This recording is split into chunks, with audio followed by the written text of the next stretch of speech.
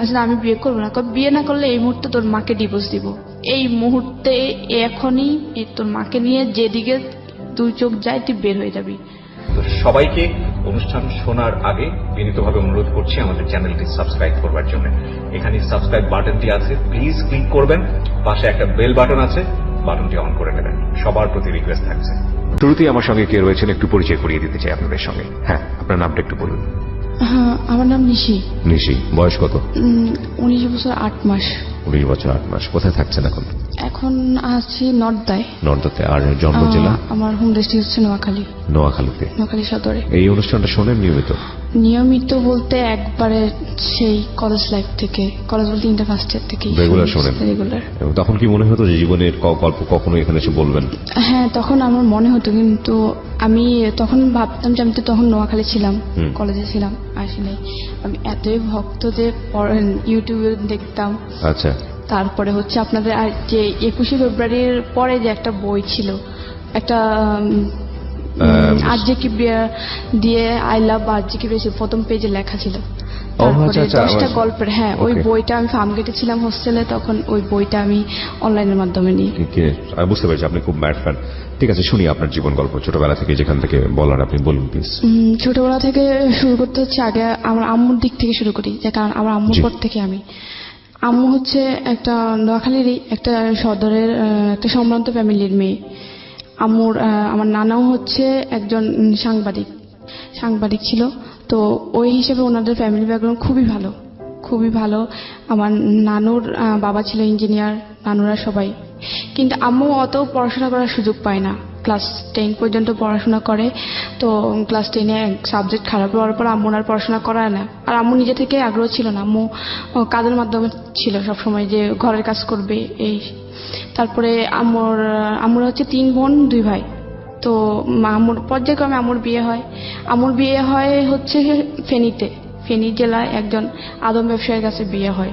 তাই সেটা নানা জানতো না যে আম্মুর মানে যাকে বিয়ে দিচ্ছে, মেয়েকে বিয়ে দিচ্ছে, ছেলে আবার যে আদম ব্যবসা করতে জানে, যে বিজনেস করে, MA পাস ছেলে। কিন্তু উনি জীবিকার তাগিদে আদম ব্যবসা করতে বিদেশে লোকানো না, চিটিংবাজিও ছিল। তো নানা আবার এটা পছন্দ করতো না, কারণ নানা হচ্ছে অনেস্ট লোক, তারপরে আবার হচ্ছে মিডিয়ায় কাজ করে।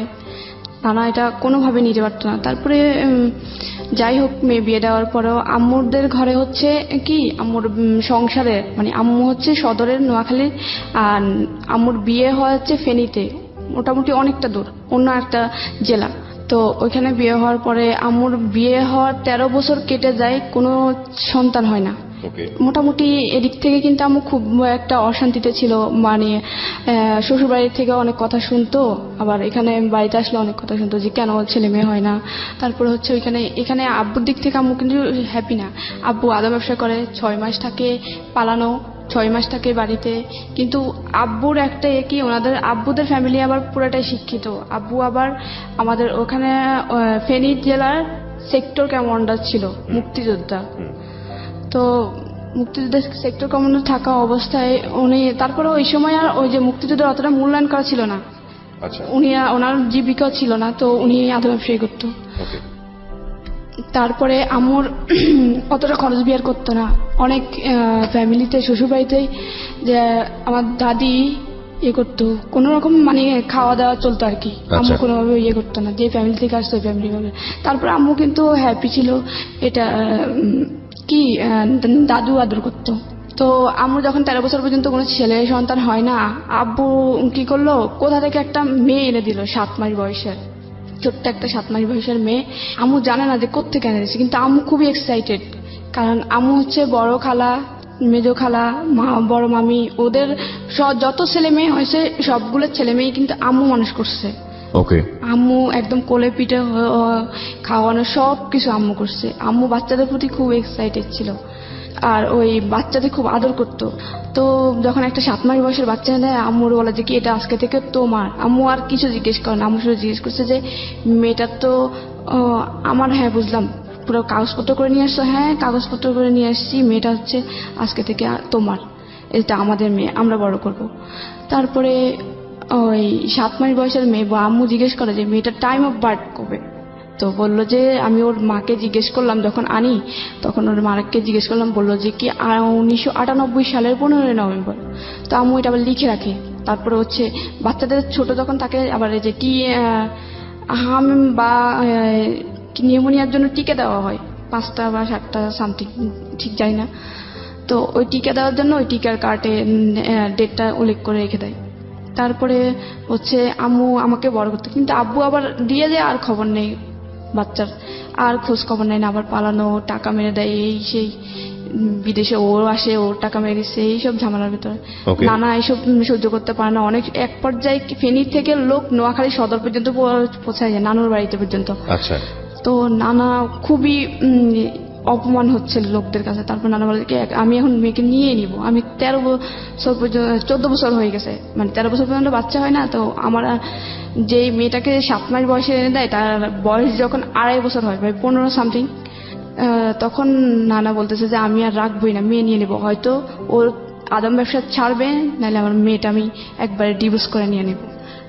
নানা আব্বুকে প্রেশার কিক করে যে তুমি হয়তো আদম ব্যবসা ছাড়ো, আর নাহলে আমার মেয়েকে ছাড়ো। ওকে। উনি কোনো অ্যান্সারে না দেয়। আম্মু তারপর অনেক চিঠি, এখন চিঠির যোগ ছিল, ফোন ছিল না, খুব চিঠি লিখতো। তো আব্বু কোনো চিঠিরে রিপ্লাই করতো না। আচ্ছা। তো আম্মু অনেকবার চেষ্টা করে ওনাদের সাথে যোগাযোগ করা, যে কোনোভাবেই যেন সংসারটা না ভাঙে। আর তখন আবার আমি মানে 2.5 বছর একটা মেয়ে আছে, মেয়ের ভরণ পোষণ। তারপরে আমি কোনোভাবে জানি, এক পর্যায়ে নানা ডিভোর্স করে ফেলে। তখন আপনার বয়স 2.5 বছর? হ্যাঁ, আমার বয়স তখন 2.5 বছর। আচ্ছা। তখন নানা এক পর্যায়ে ডিভোর্স করে ফেলে। ডিভোর্স করানোর পরেও মানে আব্বু ডিভোর্স পেপারটা অ্যাকসেপ্ট করে না। তারপরে নানা ডিভোর্সটা পেপারটা দিয়ে আম্মুর দিয়ে সাইন করায় পাঠায়। পাঠানোর পরে কিন্তু মেয়ে যদি ডিভোর্স দেয় 3 মাস পরে কিন্তু ওটা কনফার্ম হয়ে যায়, ছেলে অ্যাকসেপ্ট করুক বা না করুক। কিন্তু ছেলে যখন কোনো ছেলে যদি ডিভোর্স দেয়, তখন মেয়ে সাইন করা ছাড়া ওই ডিভোর্সটা কনফার্ম হয় না। তো ডিভোর্সটা কনফার্ম হয়ে যায়। হয়ে যাওয়ার পরে আম্মু এখান থেকে এদিক দিয়ে কান্নাকাটি নানুর বাড়িতে। আর মামিরা ছিল একটু অন্যরকম, আর কখনোই কোনো ননদদের সহ্য করে না, মানে এই ভাইয়ের বউরা ননদদের সহ্য করে না। আবার একটা মেয়ে নিয়ে থাকবে ডিভোর্সি, তার মানে অবশ্যই ওদের কষ্ট বের হবে। তারপর আম্মু ওইখানে থেকে সেলাই মেশিনে কাজ করতো, মোটামুটি টুকিটাকি কাজ করে মোটামুটি খরচ জোগাতো। তারপরেও এই যে নানা বলতো যে না, এভাবে তো মেয়েটার জীবন যায় না, দেখি মেয়েটাকে আবার একটা বিয়ে দিই। তারপরে আম্মুর একটা জায়গা থেকে বিয়ের প্রস্তাব আসে। তারপরে আম্মু বলে যে কি না, আমি করবো না বিয়ে। তারপরে হচ্ছে কি বল, আম্মু অনেক জায়গা থেকে আসে বিয়ে, তাই কয় না আমি করবো না, আমার মেয়ে আছে, আমার মেয়েকে নিয়ে কেটে যাবো। আম্মু আবার কি ফেনী থেকে যখন আসে আমাকে নিয়ে আসে, মানে হচ্ছে কি 2.5 বছর 7 মাস বছরের বাচ্চাটা, 7 মাসের একটা বাচ্চার মায়া উনি ছাড়তে পারে না, কারণ উনি আগে থেকে বাচ্চা পাগল ছিল। তারপর বাচ্চার মায়া ছাড়তে পারে না, উনি ওই বাচ্চা নিয়ে আসে। আবার যখন আমাকে নিয়ে 2.5 বছর বয়সে নানুর বাড়িতে উঠে, তখন আবার নানা বিয়ে দেওয়ার চেষ্টা করে। নানু আম্মু বিয়ে করতে চায় না। তারপরে এক পর্যায়ে একটা ফ্যামিলি আসে, ওখানে হচ্ছে ওনার হচ্ছে 5টা ছেলে মেয়ে, একটা একদম সবার ছোট যে সেটা হচ্ছে 1.5 বছরের বাচ্চা, তার মানে দুধের বাচ্চা, মেয়ে বাচ্চা। তো ওনার ওয়াইফ হচ্ছে মারা যায়। তারপর আম্মুর বিয়ের জন্য আসার পরে আম্মু বলে যে কি 5টা ছেলে মেয়ে, তারপরে বড় মেয়েটার বিয়ে হয়েছে, তার মানে ওরা এখন বড় হয়ে গেছে, 5টা ছেলে মেয়ের উপর আমি কি থাকতে পারবো? তারপর নানা বলে যে কি না, দেবো না, 5টা ছেলে মেয়ের উপরে আমার মেয়েকে দেবো না। এখানে আরো গ্রামের পরিবেশ, একবারে গ্রামের মধ্যে। নানুর বাড়িতে একটু মোটামুটি মানে পৌরসভার কাছাকাছি। তারপরে ওনারা যখন মানে একদম জেদ ধরে আছে যে ছেলেপক্ষ যে না, বিয়ে করে নিয়ে যাবে। আমার নানুদের ফ্যামিলি একটু মানে সম্ভ্রান্ত ফ্যামিলি, ভালো মেয়ে। ও মানে আশেপাশে খবর নিয়ে দেখছে যে ও নাকি বাচ্চাদের খুবই পাগল, তার মানে 5টা বাচ্চার উপর নিয়ে গেলে ওর মায়া ছাড়তে পারবে না, অবশ্যই আদর যত্ন পাবে মায়ের। তারপরে আবারও যে মেয়েটা আছে ওই মেয়েটা নিজের না, তার মানে ও নিজের অন্যের মেয়েকে এত আদর করে, তাহলে আমার 5টা বাচ্চাকেও ও নিশ্চয়ই আদর করবে। তারপরে ওনারা জিদ ধরে আসছে যে বিয়ে করে ছাড়ানো কেন যাবেই না। একদম পুরা ডাইনিংয়ে একদম একটা বিকেল আসছিল, বিকেল 4টার দিকে আসছিল, আম্মুর কাছ থেকে শোনা যে একদম রাতে 11টা পর্যন্ত ওনারা ডাইনিং থেকে যায় নাই, যা বললো যে আমরা যাবোই না, এখান থেকে বিয়ে না করে যাব না। তারপর পরের দিন বিয়ে হয়। আপনার মার? হ্যাঁ, আম্মুর আবার সেকেন্ড বিয়ে হয় ওই ফ্যামিলিতে 5টা ছেলেমেয়ের উপরে। তখন আপনি কোথায় ছিলেন? আমি আম্মুর সাথেই ছিলাম। আম্মু তো আমাকে ফেনী থেকে নিয়ে আসি, কারণ 5টা ছেলেমেয়ের জায়গায় এসে বিয়ে করলো, আপনাকে নিয়ে গেল ওই সংসারে নাকি? তো আম্মু ওখানে হচ্ছে কি শর্ত দেয় যে আমার একটা শর্ত আছে, শর্তটা হচ্ছে আমার মেয়েটাকে নিয়ে আমি ফেনী থেকে চলে আসছি, যদিও আমার মেয়ে না, তারপরে ওর মায়ে আমি ছাড়তে পারবো না। তারপরে বলে যে কি ওকে আমি 7 মাস বয়সে পাইছি, সে দুধের বাচ্চা, সেই দুধের বাচ্চাকে আমি 2.5 বছর পর্যন্ত করছি, আমি ওর মায়া ছাড়তে পারবো না, ওর প্রতি আমার মায়া বসে গেছে। তারপরে বলে যে না না না আমার 5টার মধ্যে, ওনারা বলে যে তখন না না আমার 5টার মধ্যে ও একটা থাকতেই পারে, আর আমি তো জানি, আমরা তো জানি যে তুমি অনেককে বাচ্চা পাগল। তারপরে আচ্ছা ওই এগ্রিমেন্টে বিয়ে হয়। তারপরে বিয়ের পরপরই ওই বাড়িটা আম্মুকে নিয়ে যায় ওদের 5টা ছেলে মেয়ের উপরে। তখন আম্মু আমাকে ওদের সাথে কিন্তু হয় যে আম্মু যেখানে থাকবে ওনার মেয়েও সেখানে থাকবে, ওদের সাথেই কিন্তু কথা হয়ে বিয়েটা হয়। তারপরে ওইকে বাড়িতে নিয়ে যাওয়া হয়। বাড়িতে নিয়ে যাওয়ার পরে মানে আমার কাছে প্রথম অবস্থায় আমাকে সে আদর, সবাই কোলে নিচ্ছে। এক পর্যায়ে আমার একটা ওই বাড়িরই একটা কাজিন আমাকে কোলে নিচ্ছে, আমি চিনি না, তো আমাকে অনেক যাতায়াত হলো, আমি খুব জোরে ওনাকে একটা কামড় দিই, ছোট ছিলাম 2.5 বছরের বাচ্চা, ওনাকে কামড় দিই, উনি এখনো বলে যে তুই আমাকে কামড় দিছিস। তারপরে প্রথম 3-4 দিন ভালো থাকে, এরপরে বলে যে কি তোমার মেয়ে এখানে থাকবে, তোমার বাড়িতে রাখে, তোমাদের বাড়িতে রাখে আসো, তোমার বাপের বাড়িতে থাকলে সমস্যা কি? আমি বলে যে কি তুমি তো বলছিলা যে আমি যেখানে থাকবো আমার মেয়ে এখানে থাকবে, এখন এটা বলতেছো কি জন্যে? তখন আমাকে আমার 6 মাস ওই বাড়িতে থাকার পরে ওরা মানে নানাভাবে আম্মুকে অনেক কথা শোনায় যে ওই মেয়ে নিয়ে আসছিস, ওই মেয়ে ওইখানে খাবে। তারপর ওই বাড়ির দাদি, তারপর চাচি, জেঠি, তারপর ওই বাড়ির আমার যে সৎ ভাই বোন 5জনের মধ্যে 4 জনই আমার বড়, শুধুমাত্র একটা বোন আমার ছোট। আমার ছিল তখন 2.5 বছর, ওর ছিল 1.5 বছর, 1 বছরে বড় আমি ওর। তো আর সবাই ছিল বড়। আর ওইখানের বড় আপুর বিয়ে হয়েছিল তখন, আর গ্রামে তো একটু তাড়াতাড়ি বিয়ে হয়। তো আমার ওই বাড়িতে যাওয়ার পরে বড় আপুর প্রেগনেন্ট থাকা অবস্থায় ওনার প্রথম বাচ্চাটা সিজার করার পরও মারা যায়। তারপরে আমুর তখন থেকেই শুরু হয়, ওনারা কিন্তু মানে নিচে ঠিক আছে, কিন্তু ওই যে বড় আপু বড় ছিল, বড় আপু ওদেরকে সবসময় বোঝাতো যে এ হচ্ছে সৎ মা, যারা ছোট ছিল এ হচ্ছে সৎ মা। তারপর বড় ভাইয়া ছিল ক্লাস 7-এর, তারপরে মেজো আপু ছিল ক্লাস 6-এর, তারপরে আরেকটা ভাই ছিল আমার বড়, যে সে ছিল হচ্ছে ক্লাস 4-এর।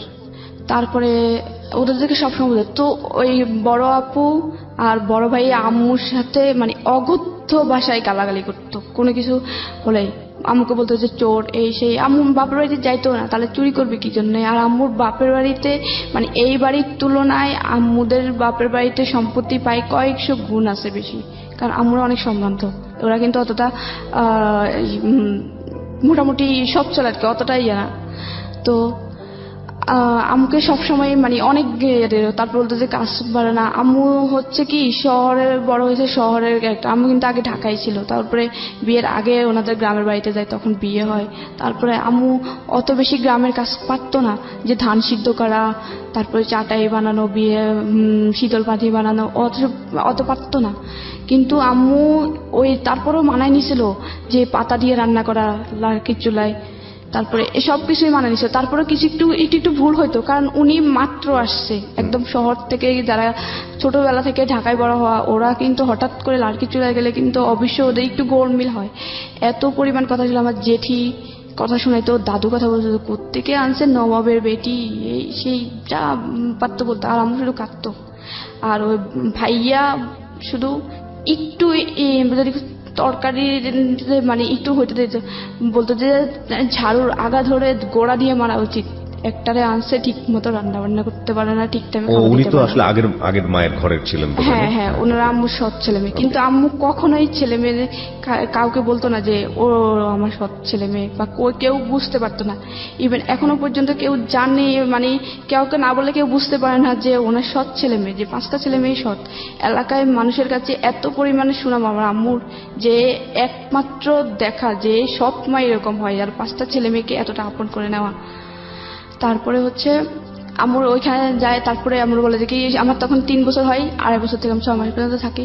তারপরে বলে যে অনেকভাবে প্রেশার কিক করে, আম্মু বাধ্য হয়ে অনেক অত্যাচারের মধ্যে দিয়ে আমাকে রেখেছে, আমাকে ধরে মারতো, তারপর বড় আপু আমাকে 2 দিন পর্যন্ত, মানে আমি 3 বছরে ছিলাম তখন, 2 দিন পর্যন্ত গলা চেপে ধরছিল মারার জন্য। আম্মু হঠাৎ করে দেখে ফেলছিল একদিন, আর একদিন দেখছিল পাশের বাড়ির একটা আম্মু মানে ভাবি রাখতো, ওই ক্ষেত্রে আমাদের চাচি হতো, উনি দেখছিল। তো আমার বলতো যে 3 বছরের বাচ্চাটাকে তুমি মারতেছো কি জন্য, একদম গলা চেপে মেরে ফেলতো। ওরা চাইতো যে এ যদি বড় হয় এ নিশ্চয়ই আমাদের প্রত্যেকটা জিনিসে ভাগ ধরবে। তারপরে হচ্ছে আম্মু নানা চাপের মধ্যে আমাকে দিয়ে আসে নানুর বাড়িতে। আচ্ছা। দেখতেছি মেরে ফেলার চেষ্টা করে, মারে ধরে। তারপরে আম্মু নানুর বাড়িতে দিয়ে আসে। তারপরে নানুর বাড়িতে তো ওরা আবার মামি, ওরা তো একদম সহ্য করতে পারে না। নানুর মামির বাড়িতে মানে নিজের বাড়িতে দিয়ে আসে, নিজের বাবার বাড়িতে বাড়িতে দিয়ে দিয়ে আসে, আসে। নানুর সাথে কথা বলে দিয়ে আসে, বলে যে কি মেয়েটা। এদিকে আপনার ওই সেই বাবা মানে আপনার মার ফার্স্ট হাজবেন্ডের কি অবস্থা? উনি তখন খবর নিতে যাচ্ছিল না, মানে উনি কি জানতো যে বিয়ে হয়ে গেছে বা এরকম কোনো কিছু কি জানতো? উনি হ্যাঁ সেটা জানতো, কিন্তু জানতো। তখন আমার বাচ্চার খবর নিয়েছিল। কিন্তু আপনার খবরটা তো নেওয়া উচিত ছিল, কারণ উনি তো নিয়ে আসে পালক। হ্যাঁ হ্যাঁ উনি নিয়ে আসে তখন, কিন্তু আমার খবর নিত না। যখন আম্মু নানুর বাড়িতে আমাকে রেখে আসে তখন একটু একটু নেওয়ার চেষ্টা করে। আচ্ছা। আম্মুর একটা দুঃসম্পর্কের মামাতো ভাইয়ের থেকে খবর নেওয়ার চেষ্টা করতো, আচ্ছা। যে মেয়েটাকে আমি নিয়ে আসতে চাই, মেয়েটা নিয়ে আসতে চাই। তা আম্মু বলতেছে কি আমার মেয়ে আমি নিয়ে আসি, এত দিন হয়ে গেছে এখন কেন খবর নিতে আসছে। আচ্ছা। তখন উনি আর বলার, আম্মু আর চায় না যে ও উনি নেবে। নিশি, আমরা এখান থেকে ফিরবো। ঠিক আছে, ছোট একটা বিরতি নিচ্ছি। স্বাগত আরো একবার বিরতির পর। আপনারা শুনছেন ঢাকা FM 90.4 সারা দেশব্যাপী। আমি আরজি কিবরি আপনার সঙ্গে রয়েছি, নিশি রয়েছে আমাদের সঙ্গে। নিশি, আমরা যেখানটায় ছিলাম, তারপর নানুর বাড়িতে রেখে আসে। রাখার পরে ওইখানে আমি তো শুধুমাত্র আম্মুর আদর পেতাম, যদিও নানুর রেখে গেছে, কারণ আমিও নানুরাও আবার ওইভাবে দেখতো যে ওটা তো আমাদের বংশের না বা আমাদের মেয়ের না। আমি শুধুমাত্র আম্মুর আদর পেতাম। তা আমি সারাক্ষণ কান্না করতাম, আম্মুর থেকে আলাদা করে বেশি একটা 3 বছরের বাচ্চা মার থেকে আলাদা করলে যা হয়। আমি সারাক্ষণ কান্না করতাম আর আম্মু আম্মু করে চিৎকার দিতাম। তারপর আমার বড় খালা আমাকে আদর করতো অনেকটা, তো বড় খালা আদর করে বড় খালার কাছে রাখতো। বড় খালা আবার নানুদের বাড়ির ভিতরে জায়গা কিনে ওনার বাড়ি করে ওনারাই থাকে। তো হচ্ছে বড় খালা আমাকে ওনার কাছে রাখে। তা আমার 5 বছর পর্যন্ত হয়। হওয়ার পরে আম্মু বলে যে কি আমি থাকতে পারবো না। মেয়েটাও দিন দিন আমি বারবার অসুস্থ হই, সেন্সলেস হয়ে যায়, কান্না করতে করতে সেন্সলেস হয়ে যায় বাচ্চা থাকা অবস্থায়। তারপরে আম্মু আমার, তারপরেও আন্টি অনেক ভাবে রাখার কারণে আমার 5 বছর পর্যন্ত হয়। তো আম্মু বলে যে কি এবার মেয়েটাকে আমি আমার কাছে এনে রাখবো, ভর্তি করবো এখানের স্কুলে। তারপরে আম্মু ভর্তি করানোর জন্য ওই আব্বুর বলে যে কি এখানে তোমার ছেলেটাও আছে, আমার মেয়েটারও তোমার একসাথে একই স্কুলে ভর্তি করাই, তাহলে ও তো এখন স্কুলে দেওয়ার সময় হয়ে গেছে। তারপরে বলে যে কি না না এখানে কেন দিবে, ওইখানেই থাক। তারপরে আম্মু তারপরে অনেক কান্নাকাটি করে তারপরে অনেক সালিশ হয় আর কি। তারপর মুখামুখি বলে বসে বিয়ের সময় যারা ছিল যে বলে যে কি মেয়ে নিয়ে বিয়ে বসছে, এখন মেয়ে মানতে চায় না। আমার মেয়েটার তো আমি বিয়ে করবো, ওর কষ্ট শুধুমাত্র ওদের বাড়িতে থাকবে, হয়তো একটু খাবে, আর প্রত্যেকটা জিনিস জামা কাপড়ে পড়াশোনার সব কষ্ট আমি বিয়ে করবো। তারপর মেয়েটা আমার কাছে থাকুক, আমি মেয়েটার সাথে থাকতে পারবো না। কিন্তু ওদেরকে খুব আদর করতো, কারণ আমার ছোট বোনটা 1.5 বছরের ছিল, দুধের বাচ্চা, ওরে খুব আদর করে বড় করে।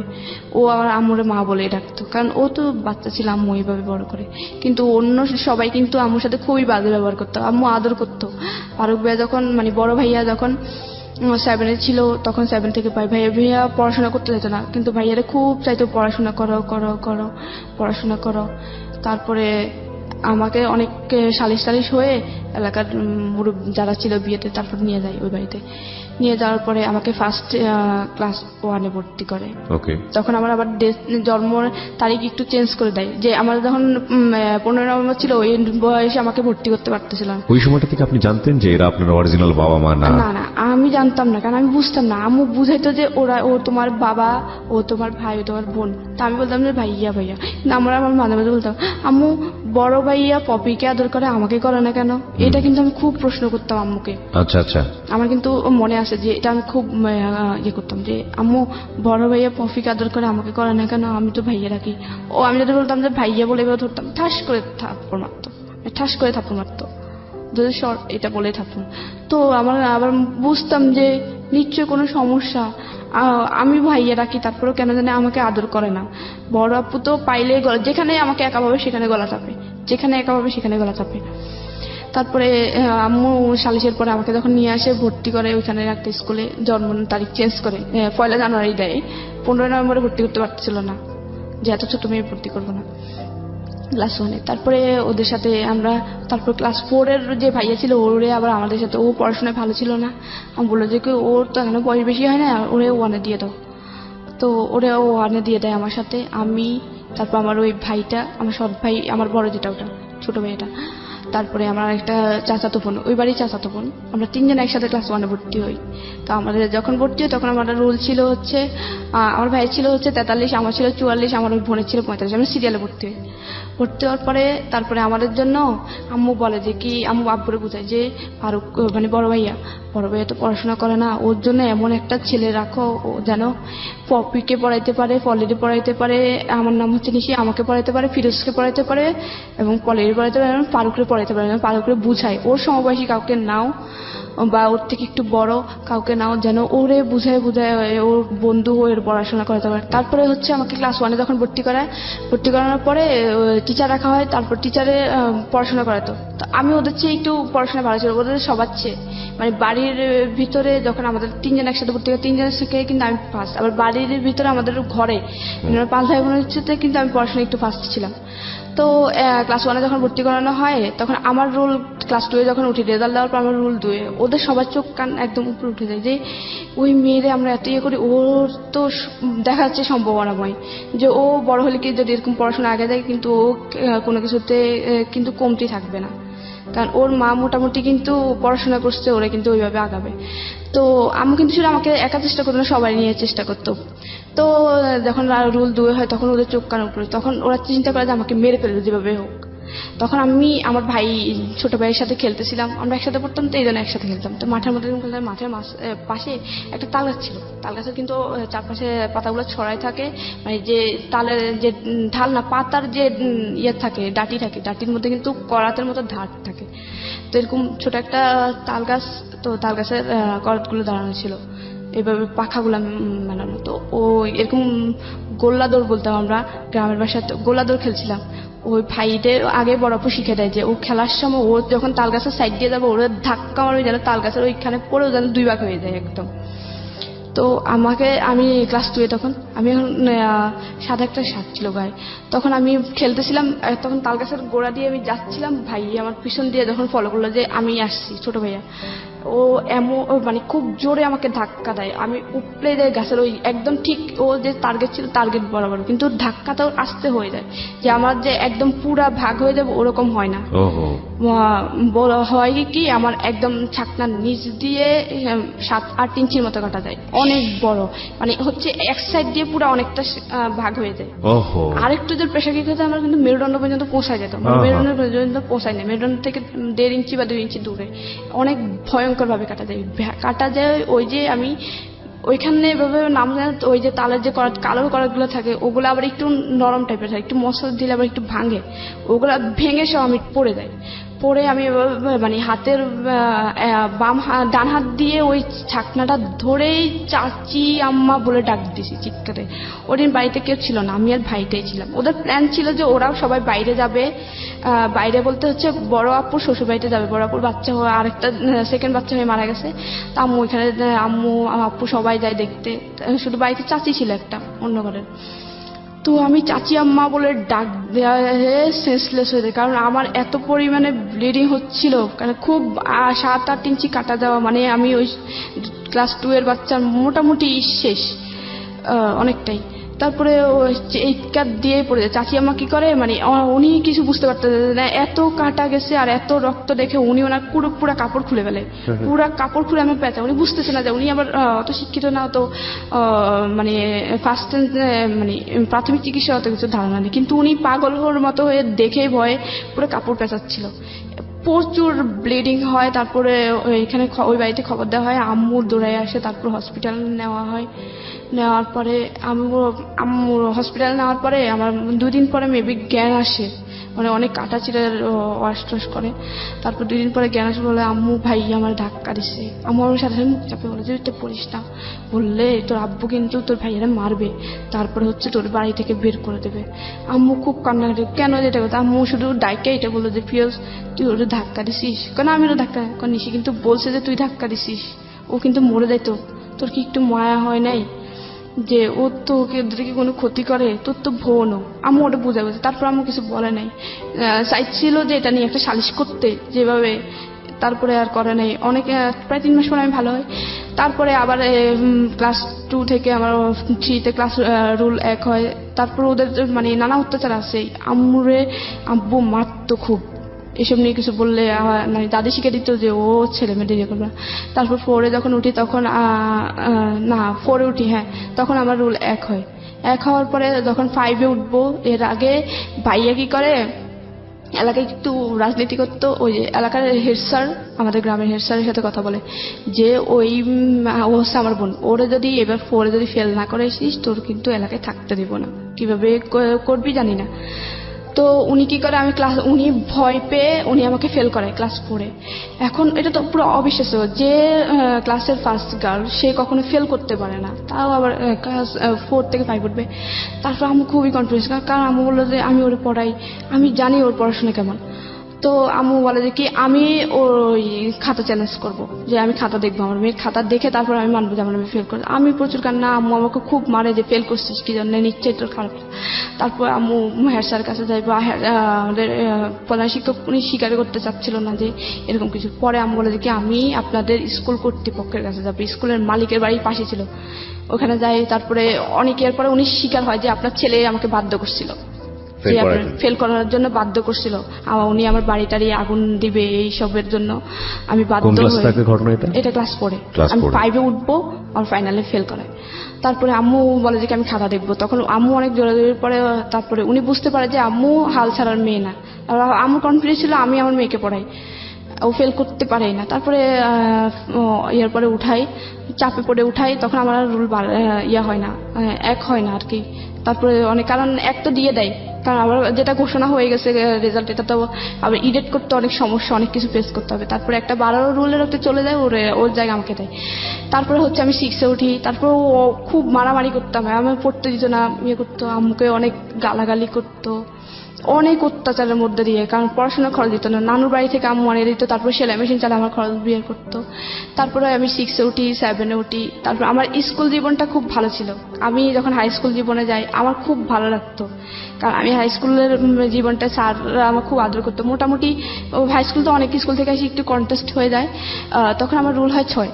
তখন আমার স্যারদের আইকন থাকে আমি একটার জন্য, আমি হচ্ছে দেশাত্মবোধক গান, তারপর সাংস্কৃতিক অনুষ্ঠানে অংশগ্রহণ করতামই, দেশাত্মবোধক গানের জন্য স্যার আমাকে চিনত। দ্বিতীয়ত হচ্ছে ক্রীড়া প্রতিযোগিতার জন্য। ক্রীড়া প্রতিযোগিতা হচ্ছে আমি 100 মিটার দৌড় প্রত্যেক বছর চ্যাম্পিয়ন ছিলাম, প্রত্যেক বছর এই স্কুলে চ্যাম্পিয়ন।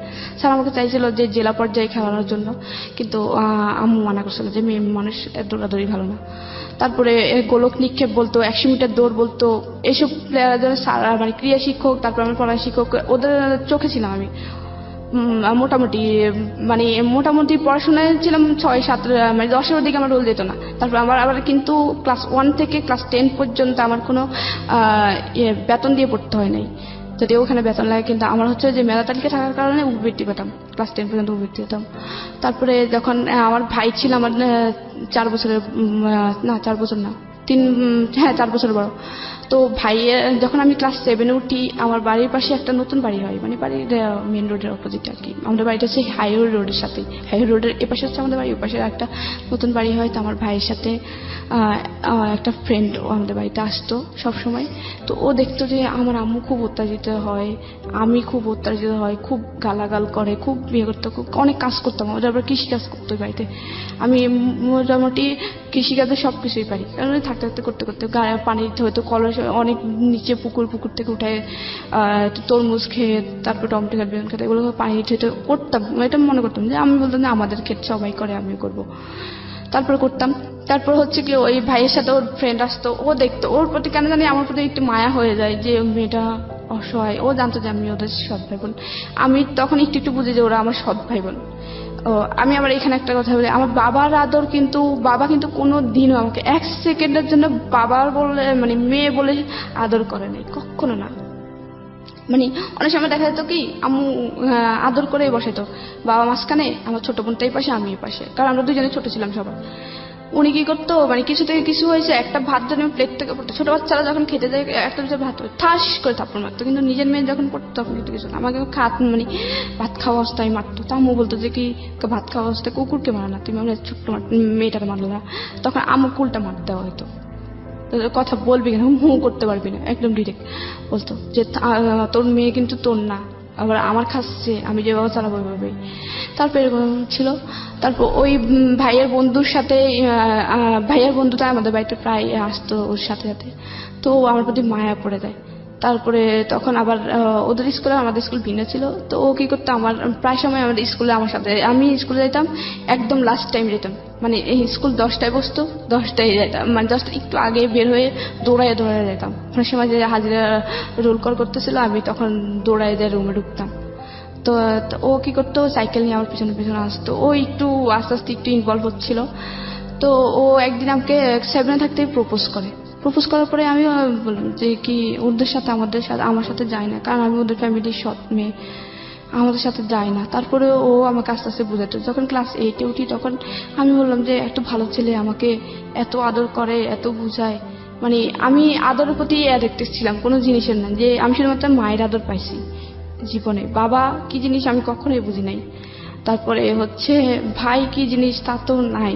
তো ও যখন আদর করতো, মানে যে আমাকে একটু আদর করতো আমি তার প্রতি মানে খুবই ভক্ত হয়ে যেতাম। ও আমাকে একটু আদর করতো, কেয়ার করতো, তো আমি ওর তারপরে 8-এ বলি যে হ্যাঁ, 7-এ ও আমাকে প্রপোজ করে, 8-এ আমি হ্যাঁ বলি।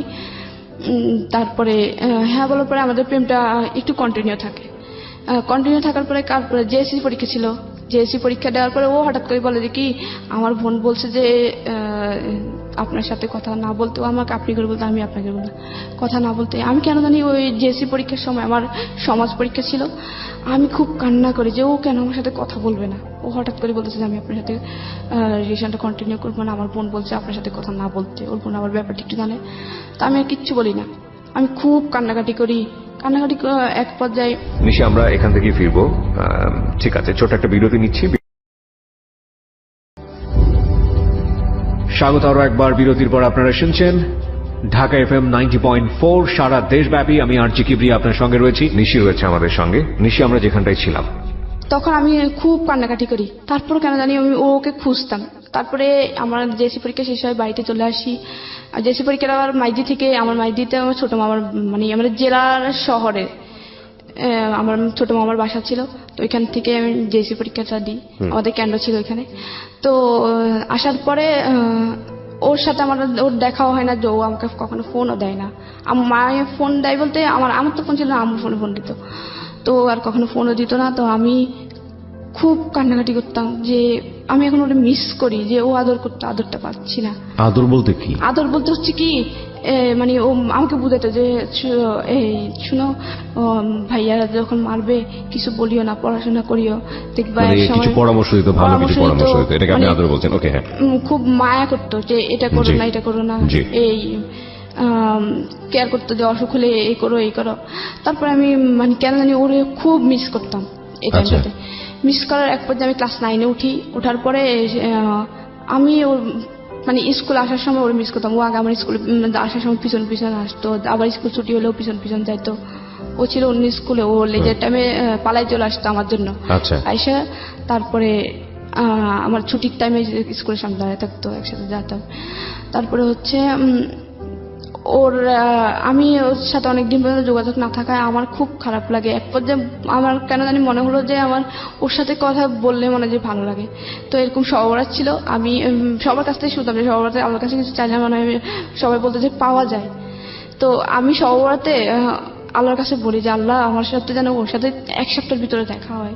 আমার কেন জানি মনে হচ্ছে ওকে একবার দেখি, আর কিছু না। তারপর সবার পরের দিন স্কুল সাধারণ সবারই বন্ধ থাকে। তারপরে এর পরের দিন হচ্ছে স্কুল ছুটি হয়। হঠাৎ করে আমি বাড়ি থেকে বের হয়ে স্কুল দিকে যাচ্ছি হেঁটে, ও হঠাৎ দেখি যে ও পিছন দিয়ে দৌড়ায় দৌড়ায় আসে। এরপর আমি ওরে দেখে আমার কিন্তু রাগ, কারণ ও হঠাৎ করে আমাকে সাথে সাথে কথা বলা অফ করে দিছে। আমি যদিও চাইছি যে ওর সাথে দেখাও, কিন্তু আমার মধ্যে একটা রাগ কাজ করছিল। তখন আমি আরো জোরে জোরে হাঁটতাম, কারণ আমি ওই যে দৌড়ে ফার্স্ট ছিলাম 100 মিটার দৌড়ে, আমি খুব জোরে হাঁটতাম। আমার সাথে হাঁটে ও পারতো না, আমি খুব দৌড়ায় হাঁটে ওর সামনে অনেক সামনে চলে যাই। ও বলছে কি দাঁড়ান না, আমি আপনার জন্য দৌড়ে আসলাম, আপনি এত জোরে হাঁটতেছেন কেন, মেয়ে মানুষ এত জোরে হাঁটে কিভাবে? তারপর আমি বললাম যে মনে মনে বললাম যে ইস এতদিন পরে আসছে আমার খবর নিতে, আমি কথা। তো আবার আম্মুর ফোনে ফোন দেয়, আবার কন্টিনিউ হয় রিলেশনটা কন্টিনিউ হওয়ার পরে ক্লাস 9-এ আমি কেউ জানতো না তখন যে আমি ওর সাথে কথা বলি, কেউই জানতো না তখন। ক্লাস 9-এর ফাইনাল পরীক্ষা ডিসেম্বরে 2012 সালে আমার ফাইনাল পরীক্ষা চলছিল। 2 বিশেষ সাবজেক্ট পরীক্ষা গেছিল 2012 সালের 4 ডিসেম্বর হচ্ছে। ওর সাথে আমি রাত্রে সন্ধ্যার সময় কথা বলছি, লুকায় কথা বলতাম, ওরে একটা মিস দিলে ফোন দিত, আমার ফোন দিয়ে। তারপরে যখন ও সন্ধ্যা কথা বলি, তারপর হঠাৎ করে এখানে একটা কথা, ওর এর আগে কিছুদিন জ্বর ছিল, প্রচুর জ্বর ছিল। জ্বর থাকার পরে ও অনেক ওষুধ খায়, অনেক ডাক্তার কাছে যায়, হসপিটালে যায়, কোনো কিছুতে ওর জ্বর ভালো হচ্ছিল না। তারপর হঠাৎ করে একদিন বড় একটা হসপিটালে যায় ডাক্তার দেখায়। ডাক্তার দেখানোর পরে ওকে মেডিসিন দেয়, অ্যান্টিবায়োটিক। ওর বুক ভরে বমি হয় মেডিসিন খাওয়ার সাথে সাথে। তখন আমি সাথে সাথে বলি যে ক্যান্সার না তো, কারণ ক্যান্সার না তো বলি কি যে আমাদের বাড়ির পাশে একটা ছোট বাচ্চা ছিল, বাচ্চাটা হচ্ছে এরকম অনেকদিন জ্বর ছিল, তারপরে এরকম অ্যান্টিবায়োটিক খাওয়ানোর পরে ও বুক ভরে বমি করছিল, রক্ত বমি করছিল। বমি করার পরে তাকে ঢাকায় নিয়ে যাওয়া হয়, ঢাকা মেডিকেলে। তারপরে আনার পরে ওর বলে যে ওর ব্লাড ক্যান্সার, ইভেন ওর ব্লাড ক্যান্সারটা খুব 3rd স্টেপে, ফার্স্ট স্টেপ না 3rd স্টেপে। তখন আর চিকিৎসা নেই, ও 2 মাস পরেই মারা যায়। তখন আমার মানে বুকের ভিতরে একটা অজানা ভয়, যে আমি ওর সাথে সাথে বলে ফেলি যে ক্যান্সার না তো, বলে আরে না কিসের ক্যান্সার হবে, হয়তো টাইফয়েড কিছু একটা। তারপরে ওই দিন আমি যখন ওর সাথে সন্ধ্যার সময় কথা বললাম 4 ডিসেম্বর 2012 সালে, কথা বলার পরে 9টার সময় ও নাকি সেন্সলেস হয়ে পড়ে, আমি জানি না। তারপর সকালবেলা আমি যখন ঘুম থেকে উঠে ভাবির সাথে নাস্তা বানাইলাম, আবার বড় ভাই বিয়ে করে, ভাবি আমাকে আদর করতো, আবার ভাবি দেখতো যে আম্মু ওনাকে আদর করে, ওই হিসেবে আমাকে আদর করতো। কিন্তু ভাইয়া কখনোই বোন বলে বলতো না, কখনো ডাকতো না যে এদিকে। তারপরে পরের দিন মানে 5 ডিসেম্বর হচ্ছে, আমি সকালবেলা উঠলাম, ওঠার পরে ভাবি বললো যে কি, ওর নাম ছিল নিরু, ছেলেটা যার সাথে আমার সম্পর্ক ছিল। ও বলে যে কি নিরু অসুস্থ হয়ে গেছে, কালকে রাতে নাকি ও সেন্সলেস হয়ে পড়ে যায়, মুখ দিয়ে এরকম রক্ত বেরিয়েছিল। তারপরে ওরে মাইদি হসপিটাল নেওয়া হয়েছিল, হসপিটালে বলছিল ও নাকি স্ট্রোক করছে, ওর নাকি ব্রেনে রক্তক্ষরণ হচ্ছে। তারপরে ওর শরীরে ব্লাড নেই, তারপর ওর মাঠ থেকে এক ব্যাগ ব্লাড নিয়ে ওর ঢাকা নিয়ে গেছে। আমি তো পুরো সাথে সাথে মনে হয় আকাশ থেকে বললো, কারণ ওর সাথে আমি সন্ধ্যার সময় কথা বলছি, কিন্তু ভাবি জানতো না যে আমি ওর সাথে কথা বলি বা কোনো একটা রিলেশন, কেউ জানতো না। তখন আমি সাথে সাথে দৌড়ায় আসি ঘরে, রান্নাঘর থেকে দৌড়ায় আসি নাস্তা বানানো রেখে। তারপরে আমার ফোন নিয়ে ওর ফোন দিয়ে, ওর ফোন অফ। তারপরে মানে ভাবি ওদের সাথে যোগাযোগ করে, কারণ ভাবিদের রিলেটিভ ছিল। তারপরে বলে যে কি ওর শরীর খুবই খারাপ, ওর এখনো ঢাকার ডাক্তার বলতেছে যে ও স্ট্রোক করে না, ওর অন্য কোনো সমস্যা, বুঝতেছে না। তারপরে আমি খুবই কান্নাকাটি করি, খুবই, যে জানি ক্যান্সার না তো, মানে ক্যান্সার হয় নাকি হয়ে যায়, এত পরিমাণ কান্নাকাটি করি যে পুরো এলাকার মানুষ আমাকে দেখে তাকিয়ে যায় যে কি। তারপর সবার মোটামুটি বোঝার বাকি ছিল না যে ও ওর জন্য কাঁদবে কি জন্য। আমি ঘুমাতাম, মানে তখন থেকেই কিন্তু মোটামুটি একটু অ্যাবনর্মাল ছিলাম, কারোর সাথে কথা অফ হয়ে গেছে। আমি ঘুমাতাম, ঘুমের মধ্যে হঠাৎ করে চিল্লায় কান্না করতাম। মানে আমি শুধু স্বপ্নে এটা চিল্লায় কান্না করতাম, এই জন্য স্বপ্নে এটা দেখতাম যে ওর লাশ নামাচ্ছিল অ্যাম্বুলেন্স থেকে, ওর লাশ নামাচ্ছিল ঠিক যেই 4 বছরের একটা বাচ্চা এরকম ক্যান্সার মারা গেছিল, ওর লাশ যেভাবে নামা, ওর লাশ ওভাবে নামাচ্ছিল। এটা দেখে স্বপ্নে আমি শুধু কান্না করতাম, মানে খুব ভয়ঙ্করভাবে কান্না করতাম। মোটামুটি 3 মাসের মতো আমি আপনার আমার পরীক্ষা দেওয়ার হয় না, মানে ফাইনাল পরীক্ষা চলে কিন্তু ফাইনাল পরীক্ষাটা দেওয়া হয় না। তারপরেও স্যাররা মানে জানতো যে আমি, স্যাররা সবাই আমাকে অনেক আদর করতো, কারণ আমি সাংস্কৃতিকভাবে ওদের আইকন ছিলাম। তারপরে ক্রিয়ার দিক দিয়েও, তারপর পড়াশোনাও খারাপ ছিল না, 7-8 রুলের ভিতরে সবসময় থাকতো। তারপরে এটার জন্য স্যাররা বলে যে কি থাক, ওর পরীক্ষা না হলে আমরা ওকে ট্রেনে উঠাবো, দেখি ও ভালো হয় কিনা। যখন আম্মু ওদের সাথে যোগাযোগ করে যে আমার মেয়েটা তো এভাবে অসুস্থ হয়ে গেছে, ওরে তো কিছু বুঝতেছি না, যে ওরে যদি বলি যে কি যে তোর খাওয়া দরকার, ও খাওয়াইতে হবে, যে ওর গোসল করতে হবে, ওর ফ্রেশ হতে হবে, ও কিছুই বুঝতেছে না। ওরা যে কিছু একটা বললে ও যে শুনবে সেটাও করতেছে না, শুনতেছে না, কিছু যে নিজে থেকে করবে সেটাও করতেছে না, পুরো অ্যাবনর্মাল হয়ে গেছে। আপনার কথা বলছে? হ্যাঁ, তো সারা এটা এসে দেখে যায়, নিজের চোখে এসে দেখে যায়। তারপর 9-এ উঠায়। 9-এ উঠানোর পরে 9 থেকে 10-এ উঠায়, 10-এ উঠায়। ভাবছে স্যাররাও মানে একটা কনফিডেন্স ছিল যে ও একসময় ভালো হবে, মানে কয়েকদিনের মধ্যে খুব তাড়াতাড়ি ভালো হবে। তখন নিরুর কি অবস্থা? নিরুর অবস্থা হচ্ছে তখন 2012 সালের 4 তারিখে ও অসুস্থ হয়। তারপরে 8 তারিখে ওর অনেক রিপোর্ট করানোর পরে, ঢাকার প্রত্যেকটা ডাক্তার অনেক রিপোর্ট করানোর পরে ওর কোনো রোগ ধরতে পারছিল না। তখন হচ্ছে ক্যান্সার নির্ণয় করার জন্য হচ্ছে হাড় মেরুদণ্ড থেকে, হাড় থেকে অস্থি মধ্যে যে রস, ওই রসটা নিয়ে ওরা ইন্ডিয়াতে পাঠায়, ঢাকা মেডিকেল থেকে ইন্ডিয়াতে পাঠানোর পরে তারপরে ওরা ইন্ডিয়া থেকে 2012 সালে 12 বলে যে ওর ব্লাড ক্যান্সার, কিন্তু ফার্স্ট স্টেপে আছে। First stage? হ্যাঁ। ওকে। কিন্তু ওর অবস্থা খুবই খারাপ। এটা জানার পরে কি আপনার এই অবস্থা, নাকি আপনার অবস্থা আপনার মতো করে খারাপ হয়েছে? আমার অবস্থা তখন থেকেই খারাপ, যে আমি তো আমার মনে কেন জানি বলছিল যে ওর ক্যান্সার, কারণ যখন ও অ্যান্টিবায়োটিক খাইছিল আরো আগে, 1 সপ্তাহ আগে যখন ও অ্যান্টিবায়োটিক খাইছিল, আমি তখন মুখ দিয়ে ফট করে বলেই ফেললাম যে ব্লাড ক্যান্সার না তো, বলেই ফেলছিলাম যে ব্লাড ক্যান্সার না তো। তখন আমি মানে আমার এটাই আপনার এই যে নিজের প্রতি কেয়ার না নেওয়া, নিজের যে এখন একদম হালছাড়া অবস্থা, এটা মূলত কেন? এটার কারণটা কি? এটা মূলত কারণটা হচ্ছে ও যখন আমি মানে কনফার্ম ছিলাম যে ওর ব্লাড ক্যান্সার, আর ভাবতাম যে ওই যে সুপলের মতো মারা যাবে ক্যান্সার। নিরুকে নিয়ে ভাবতে ভাবতে আপনার মূলত অবস্থা? আমি ওই যে স্বপ্ন দেখতাম, চিল্লা কান্না করতাম, হঠাৎ করে যা করতাম। তারপরে অ্যাবনর্মাল হওয়ার পরে আম্মু অনেক স্যারদেরকে রিকোয়েস্ট করে আমাকে ক্লাস 10-এ উঠায়। আর এখানে 12 তারিখে ঢাকা থেকে আমি ভাবি ফোন দেয় যে আমার আম্মুর কাছে ফোন দেয় যে নিরুর কি অবস্থা, কারণ ওর রিলেটিভ ছিল, অবশ্যই খবর নেওয়ার দরকার। পুরো এলাকার মানুষ ওর জন্য খুব কান্নাকাটি করতো, কারণ ও খুব ভালো ছিল, কারোর সাথে খারাপ ব্যবহার করতো না, খুব ভালো করছিল, নামাজ পড়তো খুব। আমার ভাইটাই সবাই, ওর বন্ধু বান্ধব ওদের এলাকায় অনেকে ছিল, ওরা সবাই যায় ওর দেখার জন্য, ঢাকায় আসে নোয়াখালী থেকে। ওরা ছোট ছোট ছিল কিন্তু সবাই একসাথে আসে ঢাকায় ও দেখার জন্য। ওর আম্মু আব্বু এত পরিমাণে কান্না করে। আমার লাস্ট মনে আছে যে 12 তারিখে আমি একবার ফোন দিয়েছিলাম, মানে মোটামুটি কেন জানি মনে হলো যে ওরা একবার ওর আম্মুর কাছে ফোন দিই, ভাবি থেকে ওর আম্মুর নাম্বার নেই। ওর আম্মু এত পরিমাণ কান্না করে, আর ক্যান্সারটা বলতে পারে না। তখন আমি মানে আর করে না, ভাবি বলে যে ক্যান্সার। আমার অবস্থা আরো খারাপ হয়।